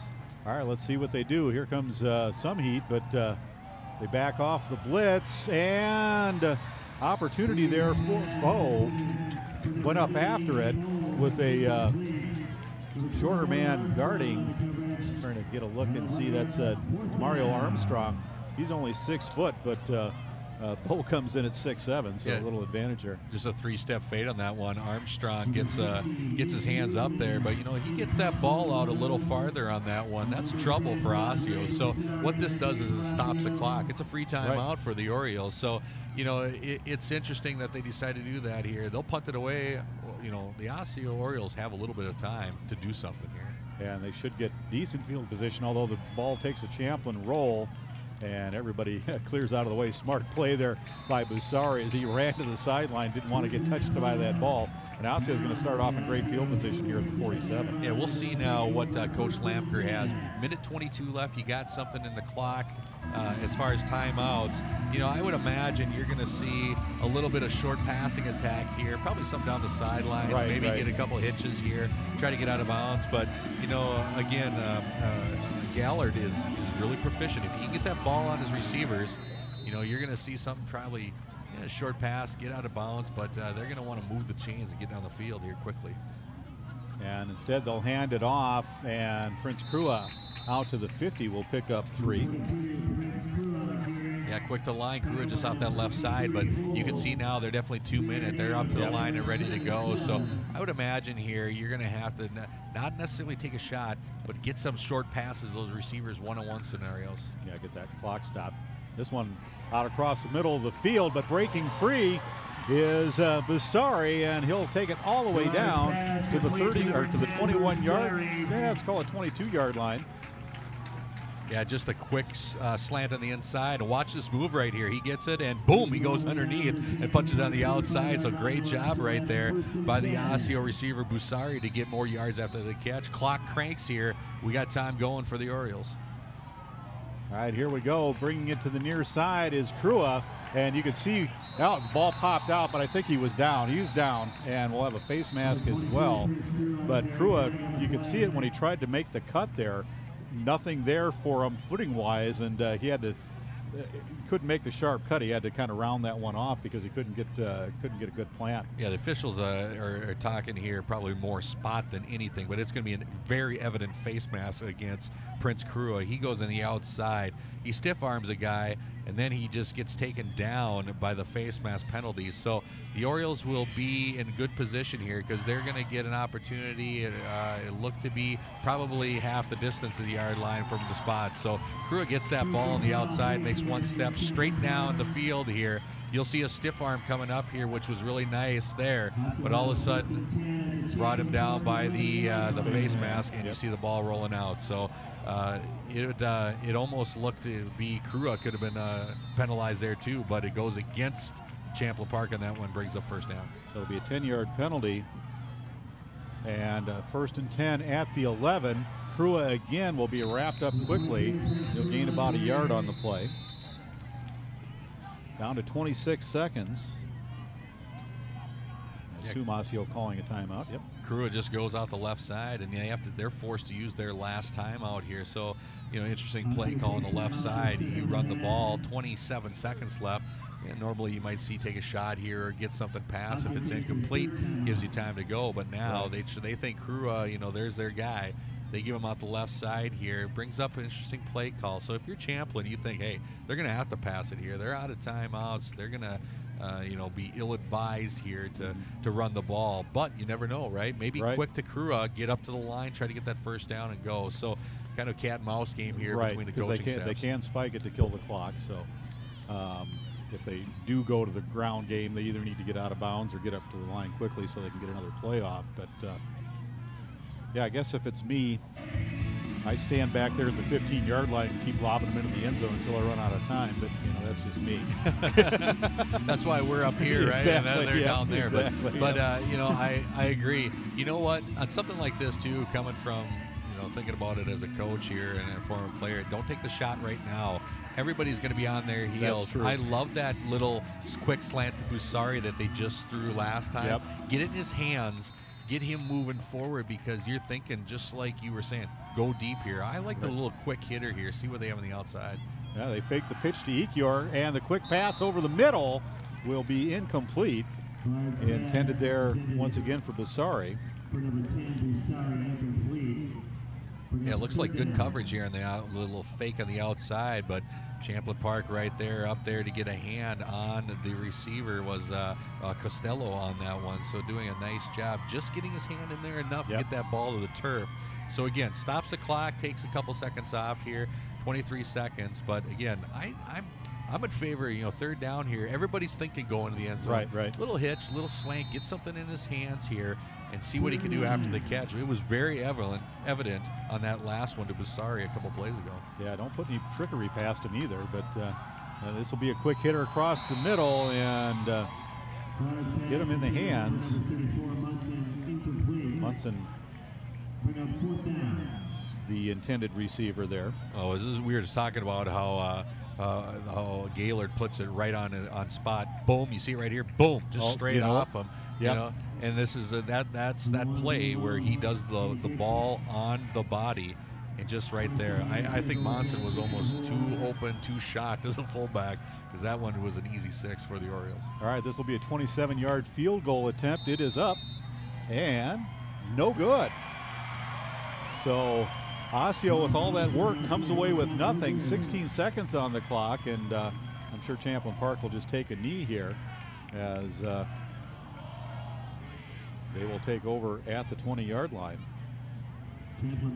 Yeah, Dean Luma a little bit wide on that one, and again, both teams not the best on field goal opportunities here, but you know, Osseo gets that ball and moves down the field. They're trying to get points on the board. You know, I agree with that. It's you know, people in the stands might say, hey, let's go for it, coach, but you get that one, it gets that momentum going into halftime. Right now, these two teams are scratching tooth and nail, you know, trying to get a little momentum here. So yeah, you go for the points there, and that's the safe call. So I would imagine here you might see a run in halftime for the Rebels. Hand off to Musomo, and dances around in the backfield a bit, and we'll pick up about 5 yards, and that should about do it for the first half, as I'm sure they'll let the clock run out. They do, and we'll take it to halftime with the score 14 apiece. And Chris, your thoughts on the first half? Well, I'll tell you what, right now it came down to what we talked to at the beginning of the game. Turnovers are what started off both teams. We saw the fumble, we saw the interceptions. So, you know, they capitalized, that they being the Rebels from Champlin Park, on that touchdown early to Bo on the fade on the outside there. So I'll tell you what, you know, going into this game, you kind of look on paper and say, well, you know, Osseo probably plays a tougher schedule, we'll see, but Champlin Park Rebels came to play. This is a great shootout. I can't wait for the second half here to play out. All right, let's take a quick time out. When we come back, we'll get you highlights and some numbers from the first half, and then get things going on the third quarter here. The score, as you see it on your screen, Champlin Park 14, Osseo 14. We'll be back right after this on Channel 12. So, I got this new family, and I don't know what it is about this one, but she can't seem to put down that toy all day long. Tap, tap, tap, tap. Oh, and she even talks to it. She talks to that more than she talks to him. What's up, bro?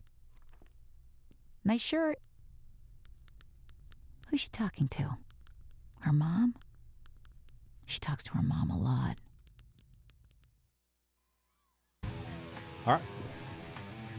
All right, welcome back to John D. Hanson Stadium, as is halftime here at Osseo High School, and we're all knotted up at 14 apiece. And Chris, let's take a look at those first half highlights. Yeah, we talked about early on that turnovers are going to be the key. Right there, Osseo putting the first ball on the turf, and that is going to be setting up here by another turnover by Champlin Park and getting the ball back. So both teams going tit for tat here, and that eventually leads up to this beautiful fade here to the Scott Bow on the outside, 6'7" receiver, and putting the Rebels on the scoreboard first.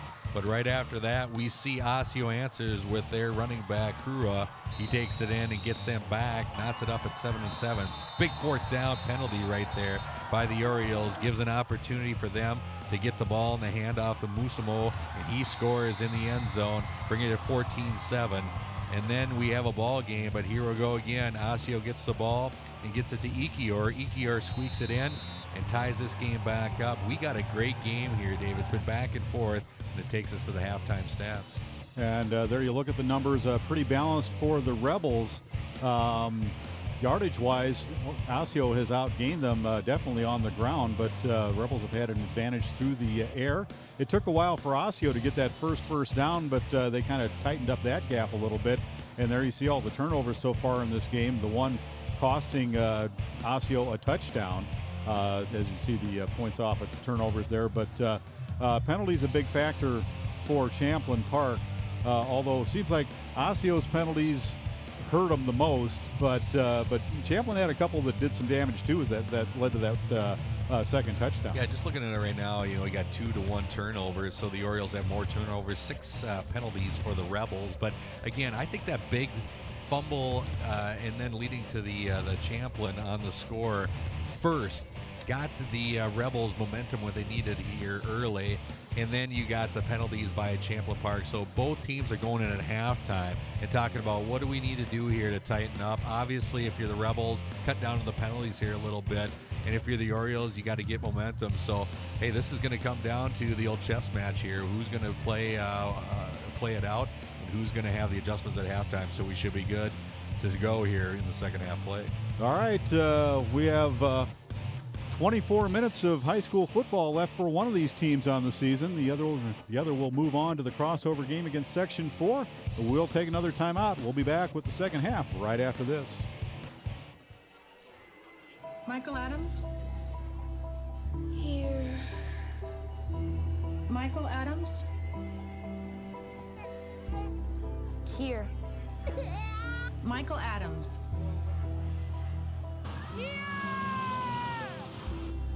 Michael Adams.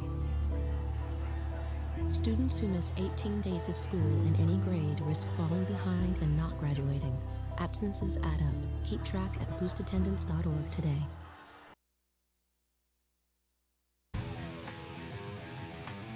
Welcome back to John D. Hanson Stadium in Osseo as we're about ready to start the second half. It'll be Champlin Park with the ball to start things here in the second half in what has been a seesaw battle. The Rebels were able to get on the board first, a 38-yard pass from Jones to Bowe. That completed a 5-play, 50-yard drive. And then Osseo was able to come storming back on a 10-yard run by Prince Cruup. The Rebels answered that with a 10-yard run by Patrice Masumo, and then a 5-yard run by Justin Ekior gave us our 14-14 score right now. And they're going to look at one other game going on in this section. A couple of Northwest Suburban Conference teams going at it. Maple Grove there with the advantage at halftime.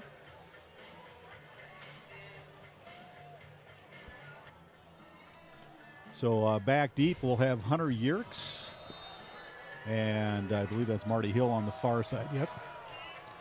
Well, I think it's going to come down to turnovers again. I mean, we talked about the beginning, and it just got that feeling right now, 14-14. It's going to be that last team standing that doesn't make the mistake. So, either team is capable right now of putting some offensive drives together, but turnovers are going to be the key. Here's Lum's kick. It is high, end over end, and taken at about the 2-yard line there by Yerkes. He's going all the way across the field, and it's not going to do him a lot of good. A lot of running, not a lot of yardage, and he'll be pushed out about the 15, and that's where Champlin Park will start this drive. Ideal kickoff. Boy, he got that one all the way down to, again, the goal line, in high school. So that ball crosses the threshold. It's a touchback. So if you're in high school, you're taught to kick it high and kick it down to that, 1-2 yard line. So, we've seen that tonight where maybe the field goals haven't been there on the special teams. Boy, the kickoffs have been right spot on. Yeah, exactly. All right, looks like Jones will be in a quarterback to start the second half for Champlin Park. He'll spread 2 receivers in the near side. Jones will keep it himself, and Harrison Jones back to the line of scrimmage. No gain on the play. He had 10 carries for 28 yards in the first half. Also threw for another 64 on 2 of 5 passing. At Champlin Park chooses to come out in the Wildcat formation again, and Coach Corton said at the beginning of the game he's not afraid to going to be mixing it up. So they think that this is going to be the one that gets their drive. So coming out of the Wildcat. And a quick pass to the outside to Scott Bowe. Brought down inbounds at about the 22. Yeah, just a 2-step drop. Again, a hitch pattern out to Bowe. He gets a nice clean ball from Larson and on that outside, and just does a nice job from Jones, and he gets the nice completion. So when Jones in his position in the Wildcat, he's looking short pass, bomb, or run the ball himself. Yep. So if he can get Bowe in open territory like that, he's going to take it, they're going to take it, and just try to move with the chains forward.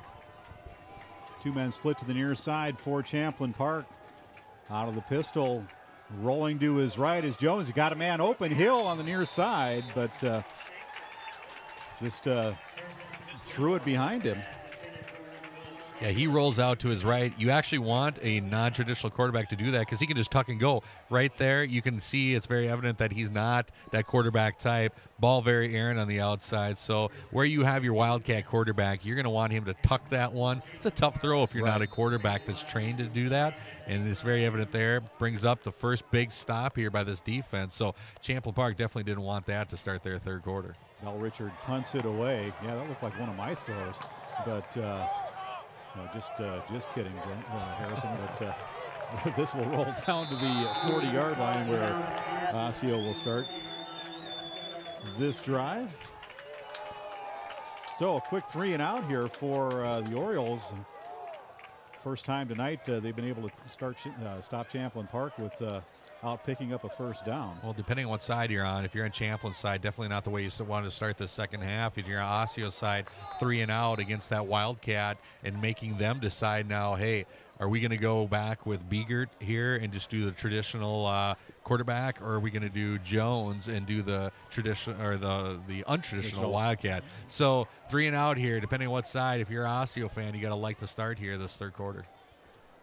Gillard up under center, fakes the handoff to Ekior, looking to drop it in. Nobody there for Osseo, and nearly picked off by Alex Zeze, and he'd have probably been off to the races, but that pass well short of its intended target. Yeah, just a play here. He goes play action pass. We've seen that a lot tonight, but ball tipped right there. Zeze, this guy right here.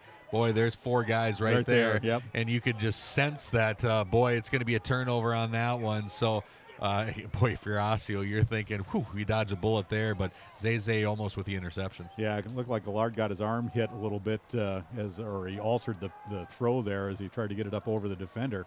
Second down and 10 from the 40 for the Orioles. Single setback and little pump fake, and then the throw, and that well overthrown down the far sideline.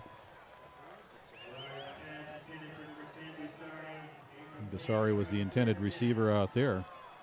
Yeah, Gillard just stepped back. He wanted to throw that ball right away, but double clutched on that one. Basari got a nice release on the secondary move, but he was met initially on that outside, so that caused the double clutch. And on that play, he ended up doing a nice job covering on the outside. So he's lucky he threw that ball out of bounds because he puts that one in. There's 2 guys right there, and that possibly could have been intercepted. Let's see what they do here on 3rd and long. It is Gillard back to pass once again across the middle. Catch is made at the 41-yard line. And then, yeah, just again, almost a 5-step drop here. He drops back. He has plenty of time to throw the ball and delivers the post route. Look at that, right into double coverage right there. What a pro-style throw on that one and a pro-style catch. So nice job by Osseo, boy. That was a dangerous throw. Made it look easy for the first down. Now 1st and 10 at the 41-yard line as they pick up the first down of the half. Ekior on the run there is going to pick up 3 yards and a cloud of AstroTurf as 3-yard gain on the play. he's stuffed on the play. Couldn't ask for a better night. I mean, starting play, I mean, there's been years, holy cow, snow and cold, but just a beautiful night here playing football against these 2 great teams. Yeah, about 65 degrees to start off. Prince Krua with the carry. He'll be down inside the 30. He'll pick up the first down plus a couple more as he'll get 9 on the play. Yeah, just 2, they got 3 guys now that have really touched the ball, really 4 if you count wide receiver play, but Krua, you can tell he offers that different look, that running back style. He's going to get that ball and go. Definitely not at 100%. You can tell Coach Lamker is limiting his carries here tonight. Yeah, he's a guy that averages 11 yards a carry. He'll fall forward here for a 4-yard pickup. But, yeah, he's not himself, but even Krua, not himself, is better than a lot of running backs. Yeah, right, and he just gets a great block on the outside. Little guard pull action right there, so just a nice job getting the kick out. But, again, I agree with you. I think, a 50% Krua is still a pretty good runner here in this league. But he's definitely just kind of easing his way into the play here for the Orioles. Sorry, split out to the far side. Instead, they'll hand off to Ekior. He's down inside the 20 as he'll push his way all the way down to the 17-yard line. Gain of 8 on the play. Well, right now, just straightforward block and nobody pulling on that play. EQ are the benefactor of just great blocking off that left side. But right now, Osseo is putting together what they wanted to do at the beginning of the game, and that's ball control moving forward. Champlin Park on their heels a little bit here, so, you know, the Rebels are going to have to tighten up on defense to make sure that the Orioles don't have that momentum. Hand off again to Ekioriel. He tripped up at the line of scrimmage down inside the 15 to the 14. He'll gain 3. But, yeah, this is more the type of drive I think I expected to see out of Osseo coming into tonight's game is, you know, pretty good mix of running and pass, but mostly run, and just run it down your throat. Yep, and you know, I think the turnovers early kind of scared both teams. They kind of got out of their game plan a little bit, but this was the Osseo team. I agree with you. We thought we were going to see. And whistles and flags. I think we'll have a 5-yarder coming up. False start will be the call. 4 penalties, 25 yards called against Osseo so far. And if you recall from the halftime stats, 6 penalties for 65 for Champlin Park. So those are those mistakes that Coach Corton was talking to us about before the game.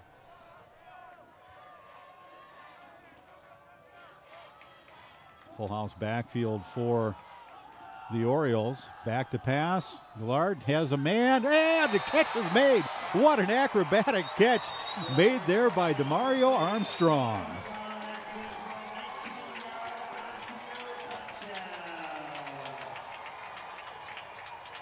Take a look here. He looks right, but he saw one-on-one coverage on the left side there. Watch his catch here. He comes back. Wow. Great coverage. But more importantly, what a great catch on that one from Armstrong. He comes back and just takes that ball away. Gillard knew that on the other side was double coverage. Great read by him from the quarterback position, but wow, Armstrong with the play of the game type of catch. And the extra point is up and good, so Osseo jumps out to a 21-14 lead here with 7:28 left to go in the half, or in the quarter. Yeah, take a look again. He comes all the way back. It's this Osseo crowd on its feet here at home. What a heck of a catch. Puts them on board here. Look at that. Slows it down. What concentration. Takes the time. What great coverage on that one by the Rebels. But, boy, 2 teams here battling. You could just feel the intensity picking up here in this third quarter. They go 60 yards in 10 plays. And pretty good mix there. We had, check that, 9 plays. I have to correct my score sheet here, but yeah, 5 runs, 4 passes, and only 2 of those were complete, but they were both for 19 yards apiece, so they got the job done. Well, think of those 2 passes. That one pass he completed was in double coverage right there in the post route, and just threaded the needle, and then that one, the benefactor, you know, Armstrong, boy, doing a nice job coming back and getting it, but when they needed the plays, they got it done on that drive. So, again, what didn't happen? You know, they had a penalty, but turnovers. So turnovers playing a huge key here for both teams. So if Champlin Park can roll back and answer, it would be huge for them. But right now, Osseo looks like they got their legs. Exactly. Here's Lum with the kickoff. This one high, but not quite as deep as the last one, taking it about the 6-yard line. And still on his feet, and out across the 25. I believe that's Yerkes on the return. That wasn't. Yeah, Yerkes right there, but you see a whole slew of orange right there, boy. There's about 5-6 guys on that ball. So Osseo stepping up here a little bit. It'll really be interesting to see what they come out to as far as offense. You going to go with that Wildcat, or are you going to go with that spread style offense from a traditional quarterback? So we'll see here what kind of identity that the Rebels are going to have. Right. Well, they started off on the first drive. I don't know if they're going to alternate every other drive. Nope, Jones is back out there, so Harrison Jones will stay in at quarterback as they'll take over at their own 27. By himself in the backfield, Jones will cut it to the outside. ducked under one tackle, but couldn't get away from the second. But nice little gain there out to about the 34. Yeah, he just has two guys blocking out front. You'll see it right here on the double pull, and he goes outside, makes a move inside, then cuts it out. Nice job. Almost thought it was going to be a face mask, but just kind of a hand across the face there. And you can see as he gets up, he kind of looks at the official and gives the face mask sign. But Jones makes the most of something there. He got a lot of yards out of probably nothing there, and that's why he's in there right now. Second down and 3, and nothing doing for Jones there. He gets back to the line of scrimmage, and that's going to be it. So the Orioles front line sniffs that one out. That's a huge third down coming here again. I know, you talk and you hear it a lot, and we'll say it and hear it often, like huge play coming here. But right. You know what? Osseo's got momentum right now. They get a stop here. I'm afraid Champlin's up against the wall. So Champlin needs this first down here to establish that momentum that they came out with in the first quarter. Yeah, and it always seems like the clock runs faster in the second half. So here's Jones looking to cut it up, and he'll be swarmed under. He's going to lose a couple on the play. Yeah, right there, look to be triple option again. But when you got a Wildcat quarterback, they're not going to pitch it much. You can gamble and really rush that quarterback. That was evident right there. 3 guys rushing to the ball, and we see Russell coming up there with the attack and the sack on that play. So here we go. The Rebels having to punt here again. Osseo's got a little bit of momentum. I would be a little bit nervous right now if I'm a Champlin Park fan, thinking that these 3 and outs here aren't looking too good in the third quarter. Right. Nick Guzman will be on to punt it away for Champlin Park, and too much time. Or no, that looked like an illegal substitution call. So that's going to cost him 5. A little bit of confusion on the sideline there, so they're moving in and out. So Champlin Park is going to have to regroup here a little bit. They definitely showed that, hey, this is going to be a ball game that first half. But here again, early third quarter play, it looks like the Orioles here are getting to them a little bit. So Guzman, nice punt. Line drive caught at the 40. Not a lot of room to work with for Busari. He'll work it out to the 44-yard line, so about a 5-yard return. Yeah, they're going to get the ball again midfield position here, but I tell you what, if I'm the Orioles, I take a shot here in the first couple plays. You got Champlin Park kind of in the back heels. Armstrong made a heck of a catch here, and they're up by a score, but it's it just feel that momentum. You don't necessarily equate to it at home right now, but when you're at the game, you feel this sideline. So knowing Coach Lampker here, and I would eventually say you might see a little bit of a run, but they're going to end up taking a shot. All right, first off, it'll be Prince Crua. Bounces off a couple of tacklers and finally wrestled out of bounds at about the 49-yard line. Yeah, Crua just off that left side. Watch how he drives. Now, this is a running back right here, okay? He bounces out. You're going to see right here, there's momentum. He's using his body to move forward. He is such a strong runner. I'd hate to say, Bridgeport, Tussler-esque, but they've had some great runners here. And he does a nice job just keeping his legs moving. Very powerful runner. Hard guy to bring down if you're a linebacker for the Rebels. Second down and 3 here for Osseo. And they'll go to Crua once again. Looks like he's feeling pretty good as he cuts his way through the defense. He'll pick up the first down after he gains 9 on the play. Had 34 yards in the first half. And only 20. He's already got 29 here in the second. Yeah, he just makes that first guy miss, and that's that's a good running back. You make one guy miss. When you're talking offense, you want to tell your running backs, guys, if it's one-on-one, you got to make one guy miss. Downfield, we're going to block for you. So they're really setting up a shot here. You can tell if they're going to give the ball to Crua, that was play-action pass set up here. So I would expect here at some point, just keep giving the ball to a great running back if he's feeling good in Crua. And then they go for that shot. And this will be Ekior. He's got some room to the outside, heading for the sideline, down inside the 20, and finally brought down at about the 10-yard line. He's going to gain about 30 yards on that play and pick up another Osseo first down. I think they're calling fumble on this one, Dave. Okay. Yep. I think they're calling fumble, and that right now. Watch here. You got great moves out front. You even got your quarterback Gillard on the block right here, so he gets out front. But watch towards the end of the play. Don't give up attitude here by the Rebels, and that ball is going to pop out right here. Great play by Champlin Park with a great stick. Awesome job right now. They had a lot of momentum. That ball goes to the turf. So what do we talk about? Big turnover. Big turnovers right here. So Osseo looks to be, momentum going in, turnover. So great job by Champlin Park not giving up and getting that ball back. Well, the Rebels will get it back at their 10-yard line after the fumble. And back in at quarterback is Biegert. He'll hand it off. I'm assuming that's Masumo. Yep. And he'll gain about a yard on the play. That's his first carrier of the second half. We're talking about momentum. Champlin Park started out the game getting the ball in great field position on their first 4 drives. And Osseo just the opposite. And since then, it's been the other way around. Osseo, on their last 4 drives, have gotten the ball right around midfield. Champlin Park back deep in their own territory. Here's Biegert rolling right. He's got Jones wide open on the side, but a little bit low on the pass, bounces out.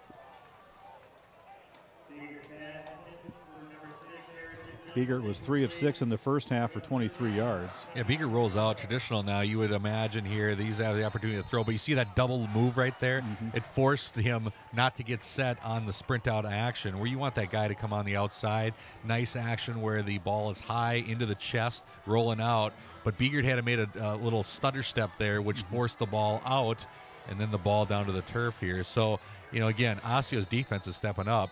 Matter is can they hold on to the ball and not turn it over? Right. Well, on 3rd and 7, we had a whistle. I think Coach Lamker wants a clarification on the sideline. Not sure what that was about. I think they're going to say it might be a noise issue. Oh. They had the music going here during the play. I noticed that they were talking about the noise. I know high school rules and no noise makers type of things. So. Right. All right, here we go. 3rd down and 7. Hill will split to the far side and in and out of the hands of the intended receiver. That was the running back Masumo. As I don't think he just didn't quite get turned in time to make the play. Yeah, just a little dump off to Masumo right here, but great form open field tackle by Osseo, doing a nice job just keeping your head up, wrapping up and driving them to the ground. So a nice job here, forcing it again.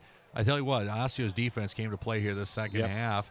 But, if you're Osseo and you're looking back early here, already in 3rd quarter, you got to take care of the ball. This game definitely momentum-wise is in Osseo's favor. Champlin just can't move the ball. Yeah, they dodged the bullet here, and the ball will roll to a rest at about the 49-yard line. And once again, Osseo will start in good field position. Yeah, their last 5 possessions for Osseo have been at the 50, the 47, the 40, the 44, and the 49. So when you're playing on a short field like that, it makes the job that much easier for your offense. Yeah, and right now it's really up to Prince Krua. If he is healthy, you give him the ball. I mean, he looked really good here this last drive, and supplementing it with Ekior on what ended up being a turnover here. All right, this time they'll hand it off to Krewell once again, and he's blasted as he hits the line. He got stood straight up, picks up a yard on the play, and no more.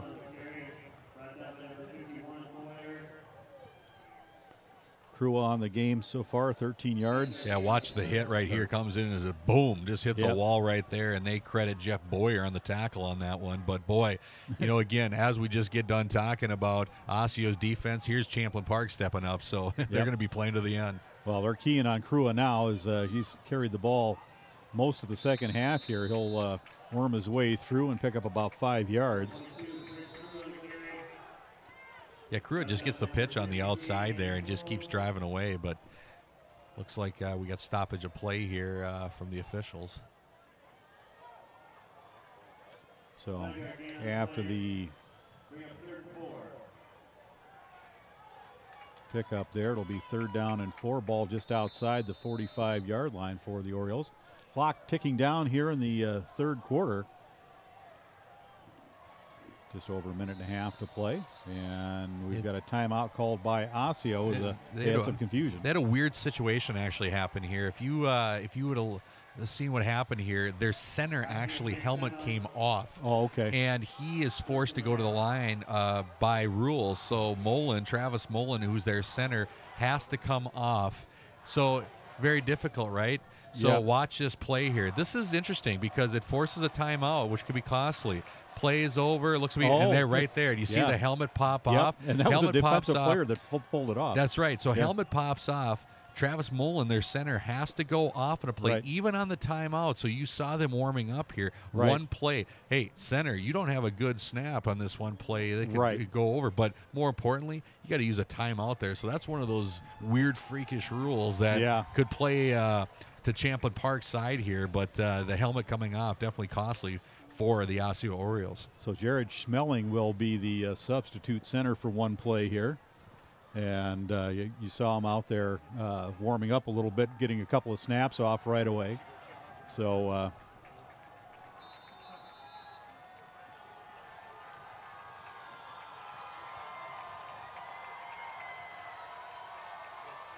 change the play. Yeah, heads up here. They might be taking a shot. Yep. Nope, they'll hand it off once again. And Krua with lots of room, great blocking up front, will make his way all the way down to the 35. It'll be a 10-yard pickup. Yeah, Krua just on the outside. We think they're going to take a shot. Watch him stop here. Boom. Right there and cuts inside. He gains another 7-8 yards after that cut and essentially the first down. So for somebody that is worried about his ankles, boy, he sure looked good on that play for the first down. Yeah, you can tell he's starting to feel more and more comfortable as the game goes on. I mean, he's still got a little bit of a hitch, but he's putting weight on it and he's making cuts on that ankle, so that's good to see. So he must be feeling a little bit more comfortable with it. So 1st and 10 at the 35. And we've got whistles and a timeout called by Coach Lamker on the sideline. And they're going to talk it over once again. So 2 costly timeouts here in this drive and in 3 plays. It's not what you want if you're an Oreo fan here, because you want to save those for crunch time if you can. But again, center goes out on a freakish play, and now we have the opportunity here for a little confusion here and in the second time out here in the third quarter.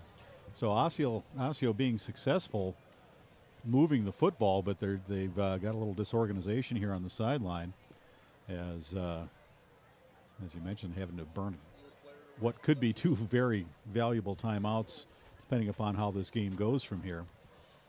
Well, if you're Osseo right now, you got the running game back. I would imagine here that they take Prince Krua and they ride him a little bit in this third quarter, probably even in the fourth quarter if he's feeling good, because you got ball control right now and clock is your friend because you're up by a score. But, you know, at the beginning of the game, Coach Lamker said, don't be afraid here to take some shots. We'll do some trick plays. Well, we saw the trick play. We've seen some shots. But right now, just from our vantage point, Krua is the guy here, so you got to stop him if you're going to have any success if you're the Rebels. Hand off to Krua once again, and he'll work his way down to the 30, so just breaking off 5 yards at a time here. That's pretty much been the MO on this drive. Each of his carries have been for exactly 5 yards, and get enough of those, and you'll wind up in the end zone at some point. All right. But player down for Champlin Park is Danny Folds. Yeah, Krua just, again, he seems like he's going to be the workhorse here. He goes off that right side and folds down here. But watch Krua. He just takes the ball and just power running, right? Puts his arm out, and he's just going to get positive yards. He's not going to just drop and go back. He's going to give you 3-4 yards. So, you know, I'm a little bit concerned if I'm a Champlin Park fan, because they're getting 5-6 yards on this rush attack, and they can just eat time off the clock. But looks like Folds gets up there walking a little gingerly, but good thing here, you know, up and onto the sideline. Right. So, yeah, I mean, if you're Osseo at this point right now, why throw, you know? You know, it's tough, and, you know, I know Coach Lamker runs that just pro-style offense. He wants to hit the outside edges. But I totally agree with you. I think that you just give the ball to Krua right now, and you just go. You kind of get antsy as an offensive coach. Right. You're like, I got to get that shot in here. Right. But boy, Krua is running really strong this second half. And hopping through the line is Ekior. He'll pick up about 3. He was the workhorse in the first half, had 11 carries for 34 yards. Only 4 carries so far here in the second half. Yeah, just straight up the middle with Ekior. So and this probably looks like it's going to be the last play here, the third quarter, but we'll see. They ran, as time crunched down, let's take a shot here. So 3rd and short, looking to the sideline is Gillard. Gets the new play off to everybody. And hands off once again to Krua. Krua's got first down yardage as he'll be down inside the 25 to the 22. He'll gain another 5 yards, and that'll end the third quarter. Yeah, they just check out of it, give it to Krua. Great blocking out front again. That offensive line for Osseo is really getting a good push here, the third quarter. So, I like the patience by Osseo right now, saying, you know what, we feel that the ground attack has been our positive in this third quarter. They haven't taken really any unnecessary shots down the field. So it looks like it's Krua time if you're an Osseo Oriole fan. Definitely. Yeah, he has 55 yards so far on 9 carries here in the second half after picking up 34 in the first half. And with that, we will take a quick timeout. It's Osseo on top, 21-14. We'll be back right after this.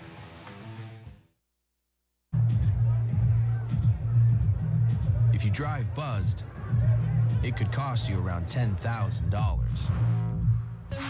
You'll face major legal fees, major fines, and steep insurance penalties. You could lose everything. Buzzed, busted, and broke. Because buzz driving is drunk driving. Well, 12 minutes left on the clock here as we head to the fourth quarter. Osseo on top, 21-14, as they've dominated play here in the second half. We'll see if they come out with a trick. Remember, they came out with that trick play to start the second quarter. We'll see if they are true to that. Well, this time they'll just go with a straight pitch to Krua. He's got some room to run. 10-5 touchdown.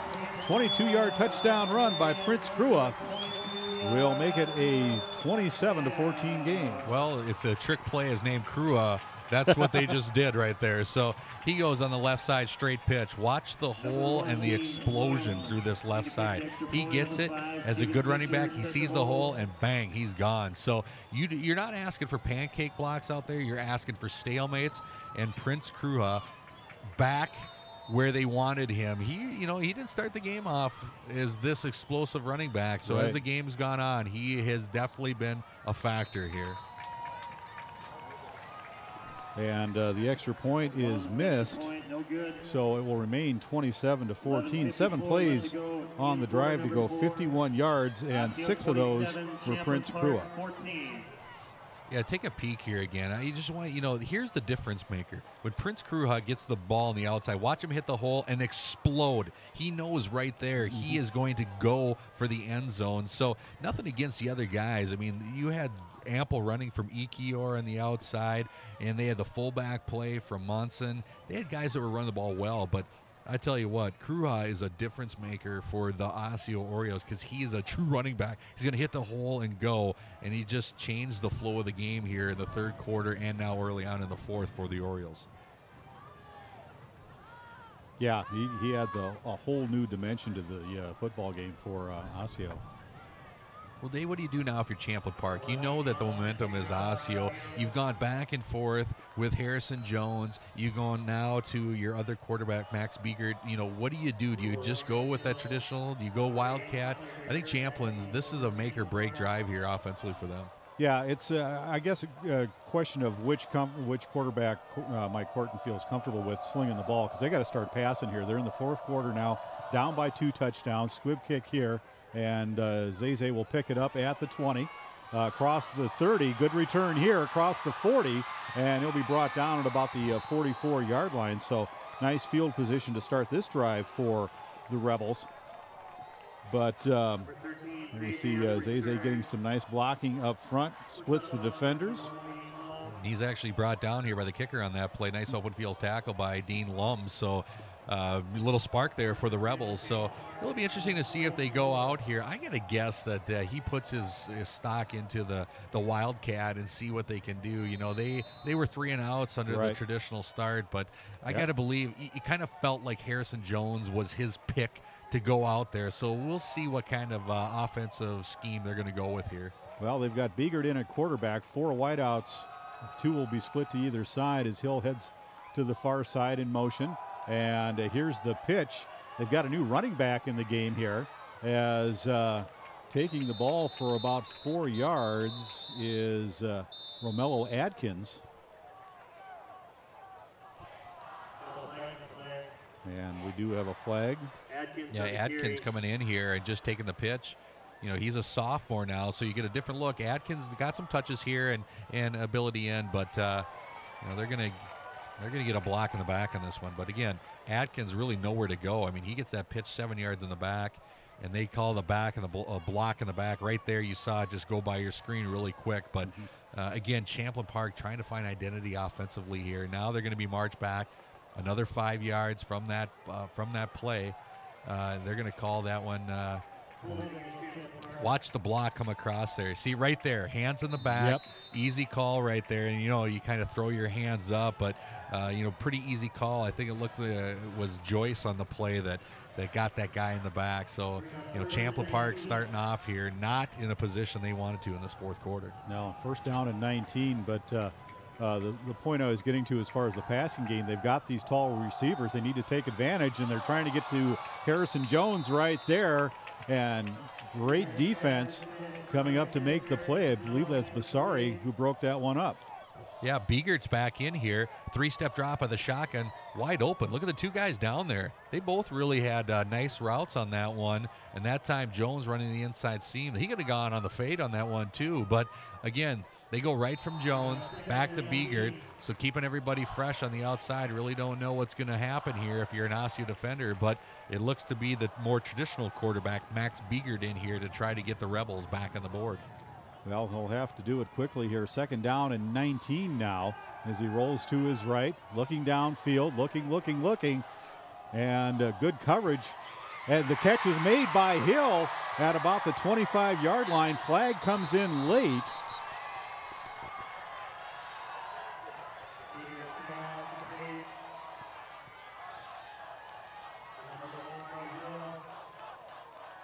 About 37, 38 yards on the reception. We'll check the flag here. Yeah, really nice play here. You know, it's one of those scary broken plays if you're an Oriole fan, because you never know what's going to happen. But we'll see what the penalty is here, if it's going to go against the Orioles or if it's going to get the Rebels. All indications are pointing towards Osseo on the penalty. So a 43-yard pickup, and that'll be a face mask added on. Well, watch Biegert here. He rolls out, broken play. It's the worst kind of scenario, right? You think he's going to run right here. He pulls back, and he just heaves it up there. But look, all the way down is an unmanned Hill. He gets a play and the face mask of 15 yards after that. So just when you thought Osseo's momentum here was going to be the difference, they go up with a broken play first down, plus a 15 after the catch. Hill looks like Park's ready to strike. And here's the quick hit, nearly picked off. They're going to call it an interception. There on the interception is Armstrong. So I was just going to mention that Champlin Park got their first down in the second half here, and then they immediately turn it over. Take a peek. He sets. Nice ball. Nice tight spiral, but to the wrong guy. Armstrong, oh, heck of a catch right there. 2 hands on the play. Right now, I tell you what, Armstrong, offensively and defensively, might be that player of the game type of thing. He has a beautiful touchdown offensively, and now from the defensive position gets the interception. So Armstrong tonight having 2 big plays on both sides of the ball, one on offense and one on defense for the Osseo Orioles. Osseo will start from their own 3-yard line. And Armstrong not even listed as a receiver in the stats, as breaking one here is Krua out across the 20. That'll give him some breathing room. Well, I don't think it was any secret who was going to get the ball here. Krua on the outside. Fullback block right there was kind of a non-factor, and Krua bounced it on the inside. But look again, 21, you know, they end up ankle tackling him, but he's not going down in the first play. So time is an enemy right now if you're a Rebel. Krua and company are just going to eat up the clock here. I would be shocked if I see Coach Lampker try to take shots here. They're just going to try to eat clock on this. And this time it'll be Ekior covering up the football as he's out to the 25-yard line. He'll gain 6 on the play. I have to correct myself. I said Armstrong didn't have any catches on the year. He did coming into tonight's game.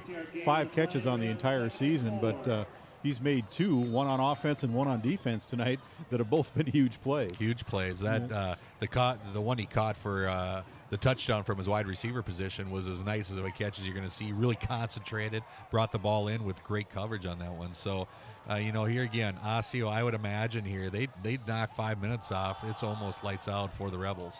Yeah, this time they'll take it left side for Krua. He was tripped up as he went across the line of scrimmage. He'll pick up a couple on the play. Yeah, we'll see who trips him up here, but Krua goes on the outside. Just a nice job just keeping his feet, and then all of a sudden just ankle tackles. So he goes on the outside. Watch Krua. He does a nice thing, bounces it out, and right there, just an arm tackle right there, or Krua goes for the first down. So nice job getting your hand in there. Ekior with another nice run. He's a great compliment to Krua. He's one of those, you know, cover the ball up, put your head down, and see what you can get. And he'll pick up another first down here. Well, those guys are just getting a great push out front. Look at Nash Jensen on that. Big boy, sophomore, 6'4", right there, 308, getting a great push. So I tell you what, this offensive line, all of a sudden, this third and fourth quarters decided to, you know what, we're going to get the ball to Krua, and we're just going to go forward. So I think the adjustment at halftime for Lampker and staff was, hey, how's the ankle? Can we give you the ball? He says yes. This has been the difference here tonight. Yes, indeed. I formation now for Osseo. 8:42 left to go in the game, straight up the middle. And Krua will fall forward for a few. And that puts him at exactly 100 yards in the second half. Well, if you're 134 on the night. Yeah, if you're clock watching right now, 8:22 and ticking here, you know, mark this in your mind, because I think that they get this thing to the 5-4 minutes. Right. And, you know, clock is the key here for your Rebels. You need that ball back. So you're going to almost have to start thinking about timeout usage here if you get a stop here, just the ability to get the ball back. So Krua's going to get it. It's just a matter of how you're going to manage the clock. And here's the quick hitter. Catch is made by Munson, and still on his feet, and finally driven out of bounds at about the 45-yard line. So about a 12-yard pickup. Great play action pass here. Just a nice little fake. Look at Munson delay here. Just a little waggle out, gets the ball, but watch this again. Boom. Yards after catch. That's probably right towards where the first down marker would have been. Easily ends up being a first down. So ball goes out of bounds, but more importantly, if you're an Oriole fan, first down. If you're a Rebel fan, you got to start thinking here, do I need to start using some timeouts? Because under 8 minutes and 2 scores, you're going to have to get a stop here. This Osseo Oriole run attack has really been coming on here in this second half of play. It'll be 1st and 10 for the Orioles, and they don't really even need to score here if they can just keep burning the clock. This time they'll go downfield, and bad pass there is intercepted at about the 18-yard line. Out across the 30 to the 35, and brought down there is Josias Collis. And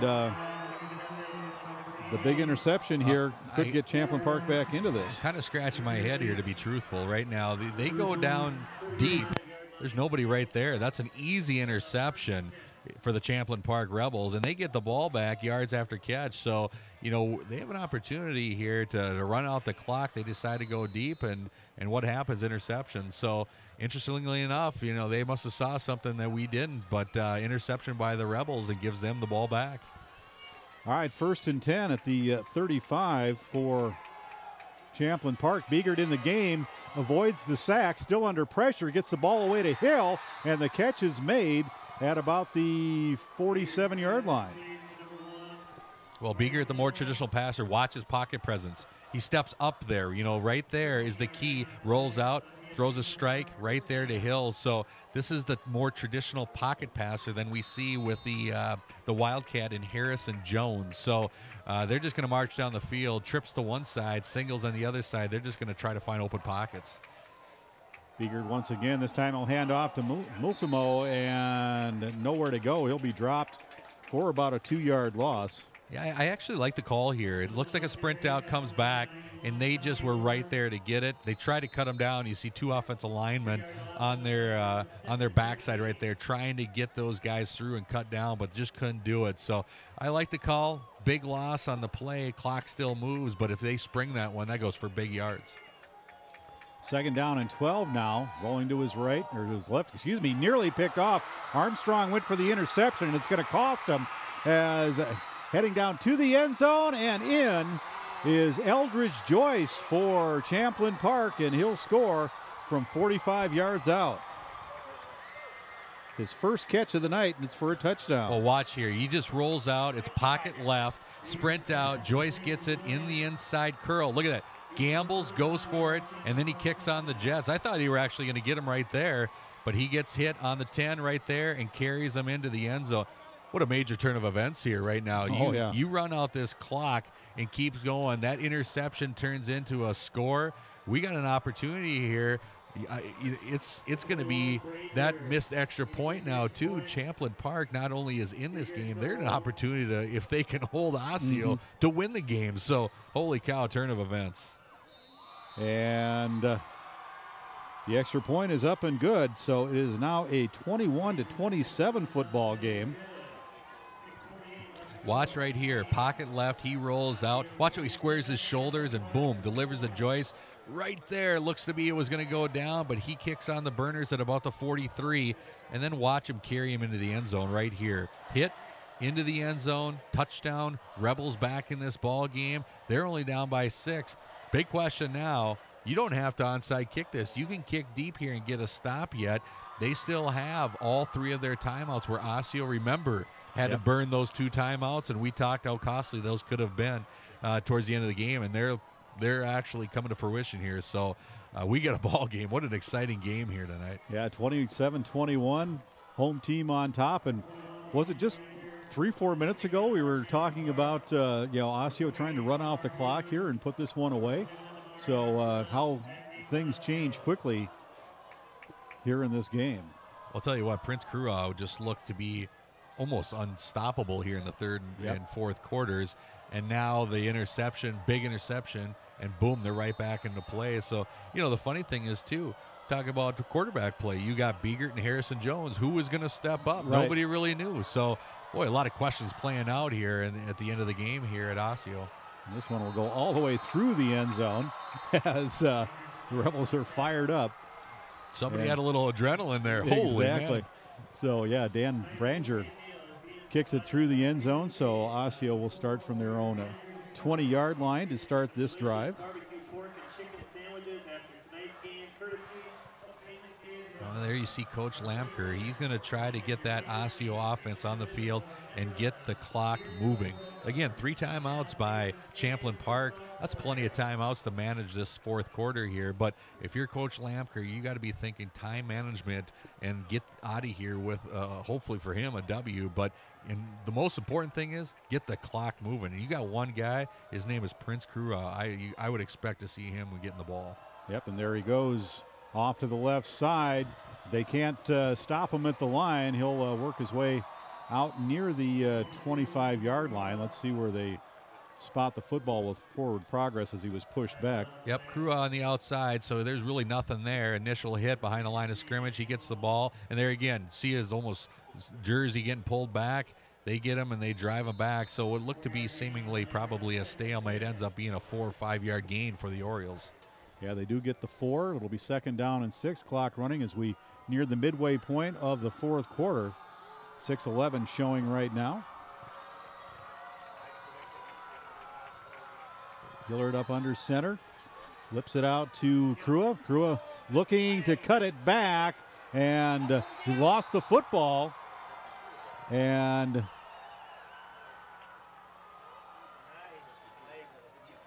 looks like it was recovered by Osseo. We'll have to get a better look at this one. I don't think it went to the turf. I think he just ended up looking like it was going to the turf.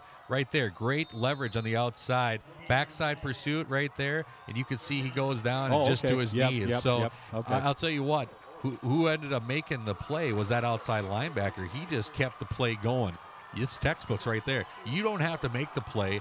You make the play. And that outside linebacker just kept dragging it on. So, hey, a lot of momentum swing here all of a sudden in 5 minutes of play. Yeah, Gillard out of the shotgun, hands it off to Crua. He spins through the line, and he's going to be close. It looks like he got it, as we're going to spot him just across the 30-yard line. Yeah, watch this second effort here. He gets the ball. Crua has about 7 yards to go for the first down. He just follows his blockers out front. And right here, that's where he makes it right there. He probably has about a yard to go. He puts it down and gets it. So, boy, Osseo answered when they needed to right there because Champlin's sideline was jumping around. So, really nice job by Crua to get the ball. I again here, not second-guessing anything, but I would imagine it's Crua time because that last series proved anything. If you're an Oriole fan, get the ball in his hands and make sure that clock keeps moving. Hand off to Crua once again. This time they'll bring him down. That almost looked like a face mask too, but he'll be stopped right at the line of scrimmage. Maybe a loss of a yard on the play. Yeah, we'll have to see here. Just there's nowhere to go right there. You see that Champlin, he had him on the shoulder pad. Champlin Park's defense right there is saying, no, we know it's going to you. And right there, they're up on the line. It looked like Branger on that one getting the tackle. But we'll have to watch Corton here to see if he's going to start utilizing some timeouts. So 4:16 and clicking. I would imagine here they get a stop. This would be a good time to use a timeout. Yep, second down and 10. And the handoff to Crua once again. No, check that. It is number 7, Adenije, in the game for Osseo. Yep, Adenije on the outside, and he also, Adenije is the outside linebacker if you're an Oriole fan, and we also knew that he could be used a little bit tonight as a running back, and here we see in the crunch time they bring him in. So a lot of confidence here in different players, but here you go. High intensity right now. Both sidelines jacked up, so this is a big play here. All right, here we go. 3rd down and 5. Gillard looking to the sideline, and they have to call a timeout.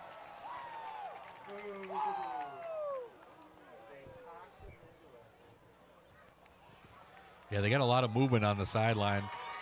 I'm guessing that they're going to call a penalty here. They got an offside. Encroachment. Yep. So 85 yards and penalties on Champlin Park. And that will net them a first down. Well, now you're in a situation, if you're Champlin Park, that timeouts are going to go. Watch here the hard snap. Right there, just a little bit too much on that right side of the defensive line. Osseo sideline, you didn't see a flag down, but it came from that defensive tackle, defensive on the right side. So just a little too much into the encroachment zone. All right, here we go. 1st and 10. Spinning through is Ekior, and he stumbles ahead out to the 49-yard line. He'll gain about 7 on the play. Yeah, Ekior makes a nice athletic spin here off that right side. He gets the ball, spins out, and gets positive yards. So dangerous time to be spinning. However, athletic play, and if it goes for positive yards, it springs for good gain. So Ekior spins and brings up a second short scenario. Yeah, so I suppose if you're going to throw, this would be the time to do it, but I don't see any reason why they would. Hand off to Ekior. Busts through the line. He'll be out down to the 45, a gain of 6 on the play.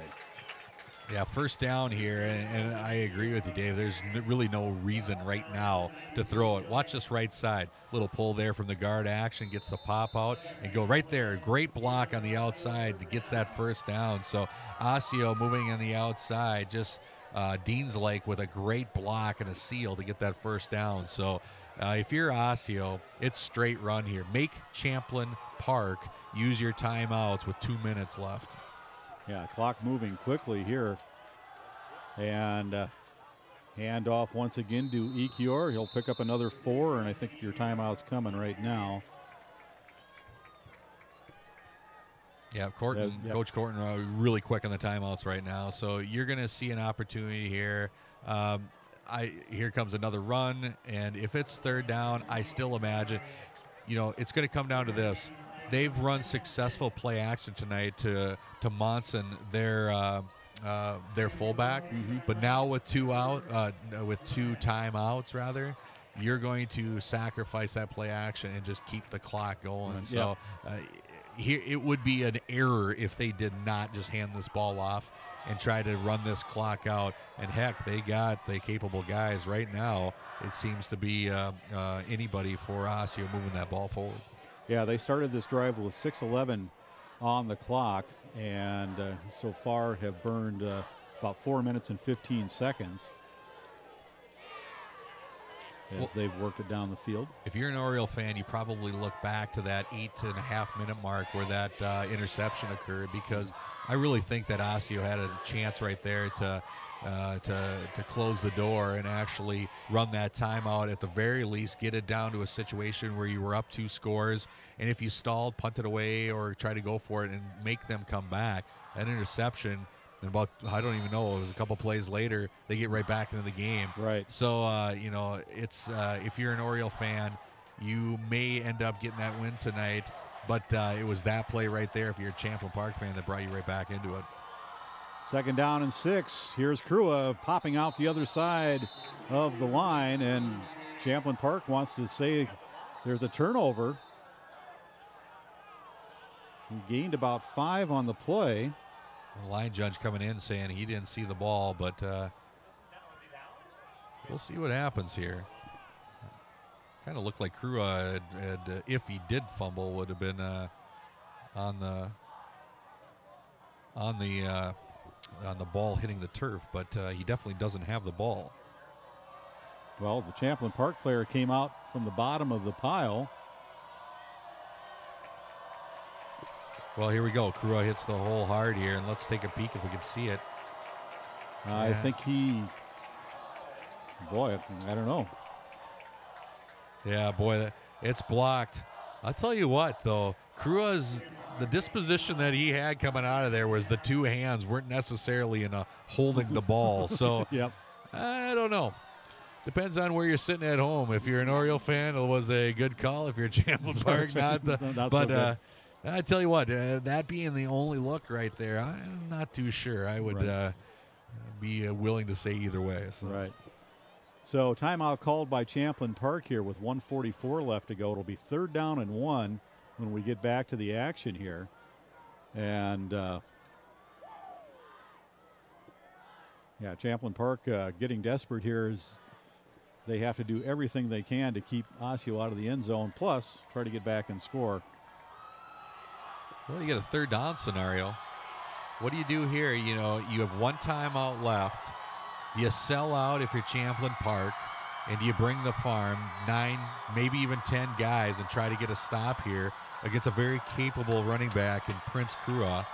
Or if you're Osseo, do you play action, pass it, and run on the outside and see what you can do? So, let's see here. I would imagine that offensive line by Osseo, they've been moving forward. Yep. You got to give the ball to your bread and butter here. Give it to Crua, see what happens here. This is ball game right here. Well, Champlin Park stacks up at the line. Here's Crua, and a flag comes in as the play starts. It looks like it's going to be against Osseo. Crua dove ahead, was close to 1st down yardage, but I think that's all going to be academic. Weird part here is it's going to go against Osseo. That's going to be a 5-yard. You can see that they were pointing right off the bat here, but time goes off the clock. They're still going to get another play. Looking at the spot, it's still short. Yeah, so if you're Champlin Park, do you decline the penalty? I mean, just to bring up 4th down, but it would have been 4th and inches. Yeah, not too sure right there. They're calling false start coming from both sides, so that'd make it a dead ball then. Yeah, not too sure exactly, but the ball actually was short, so it brings up 4th down. They're going to run a play here, so Coach Corton's looking for explanation here. I think he's going to want a couple seconds on the clock, thinking about I could get it back here, but we'll see what ends up happening. Yeah, I'm trying to recall at the high school level if that's a dead ball or not, because they did let him run the play. I think you're exactly. I think that's what Coach Courtney's saying. There should have been a dead ball in the play, and the clock went off. So, here's your play action time. If you're Osseo, they ran it all night. All right, here we go. 3rd and 6 from the 41, and now Osseo will use their final timeout. Well, the final timeout by Osseo here. Coach Lampker wants to take a little bit of time here to see what Champlin Park was going to bring defensively. But if you're here, here's what there's tons of plays, right? Everybody is an armchair quarterback, and you know what you do. But what play has worked really well tonight for Osseo through the air has been the play action. Roll your quarterback out. It's not there. Tuck it away and go. It keeps the clock going. You make them burn a timeout at the very least, or if it's not there, you're in play and make sure that that clock keeps moving. So stay in bounds, and then you've also got 4th down. You're in 4-down territory here. Yeah, exactly. You're too far for a field goal and too short for a punt. So, so you got 2 plays to pick up the 6. But, that might not be a bad option for them. I would imagine that you see an opportunity here where they roll out. So, they get a very capable quarterback in Gillard on the outside. So we'll see what ends up happening here. Heck, you can give the ball to and make him force a timeout and just give it straight up the middle. So a lot of chess match here. We'll see what happens. All right, here we go. Gillard up under center. He will hand it off to Krua. Krua, picking his way through the line, will pick up about 2.5 on the play. Clock stops. Ekior. Oh, was it Ekior? Okay, my bad. Well, here you go. So you burn the last time out here. If you're Champlin Park, nobody's got timeouts left. Hand off, just go straight up the middle. You're 4th and 3, maybe 4th and 4 here, most likely. You're not in a situation to punt it away and have something happen. We'll see what happens here. This is a critical time here if you're Osseo Oriole, because the 6 points is looming right now. Right. You block a punt here, you punt it away, and they run it back. I'm not too sure that with 142 is a little bit of time. Yeah. Although they're out of timeouts. I'm kind of looking down, saying, if it's 104, I'm probably feeling a little better. But 142, no timeouts. That's a lot of time here. So we'll see what kind of rabbit Coach Lampker has to pull out of his hat here. Is he going to punt it away, or is he going to try to get those 4 yards? Yeah, it looks like they're going to go for it here. Roll your quarterback out. Give it an opportunity. Right there, you can see Monson's lining up right now. I mean, that's your fullback in that slot right there. You keep an eye on him. They do hand it off to Ekior. He's going to try to make the corner. He does so. Picks up the yardage and then shoved out of bounds. But that's irrelevant as he does pick up the 1st down. Well, that pretty much cinched it right there. Watch the blocking out front. He gets the ball to Ekior, and he gets a great block on the outside. Walks it out of bounds. That'll cinch it right there for the Orioles. I tell you what, when it comes down to it, the Osseo offensive line really stepped it up this 3rd and 4th quarter to put this game into the Osseo Orioles' hands.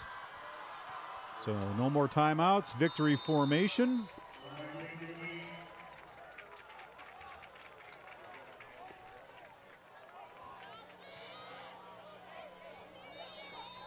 Yeah, they got to be careful here. It's when the whistle blows, it's 25 seconds. So, they're still going to be able to here on 2nd down. They're going to want to run the ball just a little farther back here to give them a little breathing room, but it should be enough for them to take the victory formation. They're down to 105. They will hand it off to Ekior to burn a little bit more time as he'll pad the stats a little bit down to the 23. Pick up about 15 yards on the play. Yeah, I was wondering there. It was just a little too much time before you hit the victory there. So 3rd and short here. They'll be, I would imagine, victory forward, right? So you move forward here and probably just tighten up the splits, heel to heel here, boys. We're going to go forward. So if they get this 1st down, obviously it'll be the cincher. And here's Ekior again, dancing in the backfield across the 20-yard line. Well, I tell you what here. This game would lived everything up to what it was going to be right down to the end. Exactly. Two teams on paper, 5-3, and big plays when they needed to. And the one thing we talked about, Dave, early on was turnovers, right? They played huge all the way to the end. And unfortunately for the Rebels, that interception there at the end just couldn't perpetuate that momentum to get them. But, boy, what a great game here today. Osseo looked to be, just a little bit better here. Yeah, and close game all the way until about the midway point of the third quarter. But I'm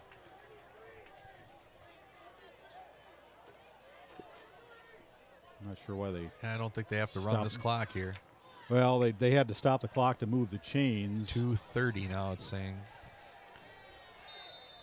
And here we go. Now they'll wind the clock. Yep, So they shouldn't do. have to snap it. Game should be over here. Definitely don't want to snap it. Just don't chance anything. Yeah, looks like they will anyway, but there we go. That'll seal it. So the final score here will be Osseo 27, Champlin Park 21. And, just dominant second half here by Osseo. And looked like Champlin Park at one point was going to take over this game about midway through the first half, but the Orioles figured it out over halftime, and they held, I was just totaling up here, 9 plays for Champlin Park total in the second half. And you're not going to win too many football games if you can only get 9 plays. Yeah, the ball control in that third quarter. I mean, they ended up giving the ball to Prince Krua, and he just kind of took that whole third quarter over. But a lot of respect for these two teams here tonight. They did a great job performing on the field. You could see it even at the end of the game going through these handshakes here that these guys know each other, right? They're familiar with each other. So two communities right now, Champlin Park and Osseo, should be proud. These boys came out and played good football tonight. And, you don't expect anything differently from these two teams. All right, the Osseo Orioles will move on to play the crossover game against Section 4. We haven't been able to determine who that opponent might be, but just check your local newspapers, and they'll get you up to date on who they will play next Friday night. And the final score, the Osseo Orioles 27, Champlin Park Rebels 21. For the rest of the crew and myself, I'm Dave Washburn. Have a good night, everybody.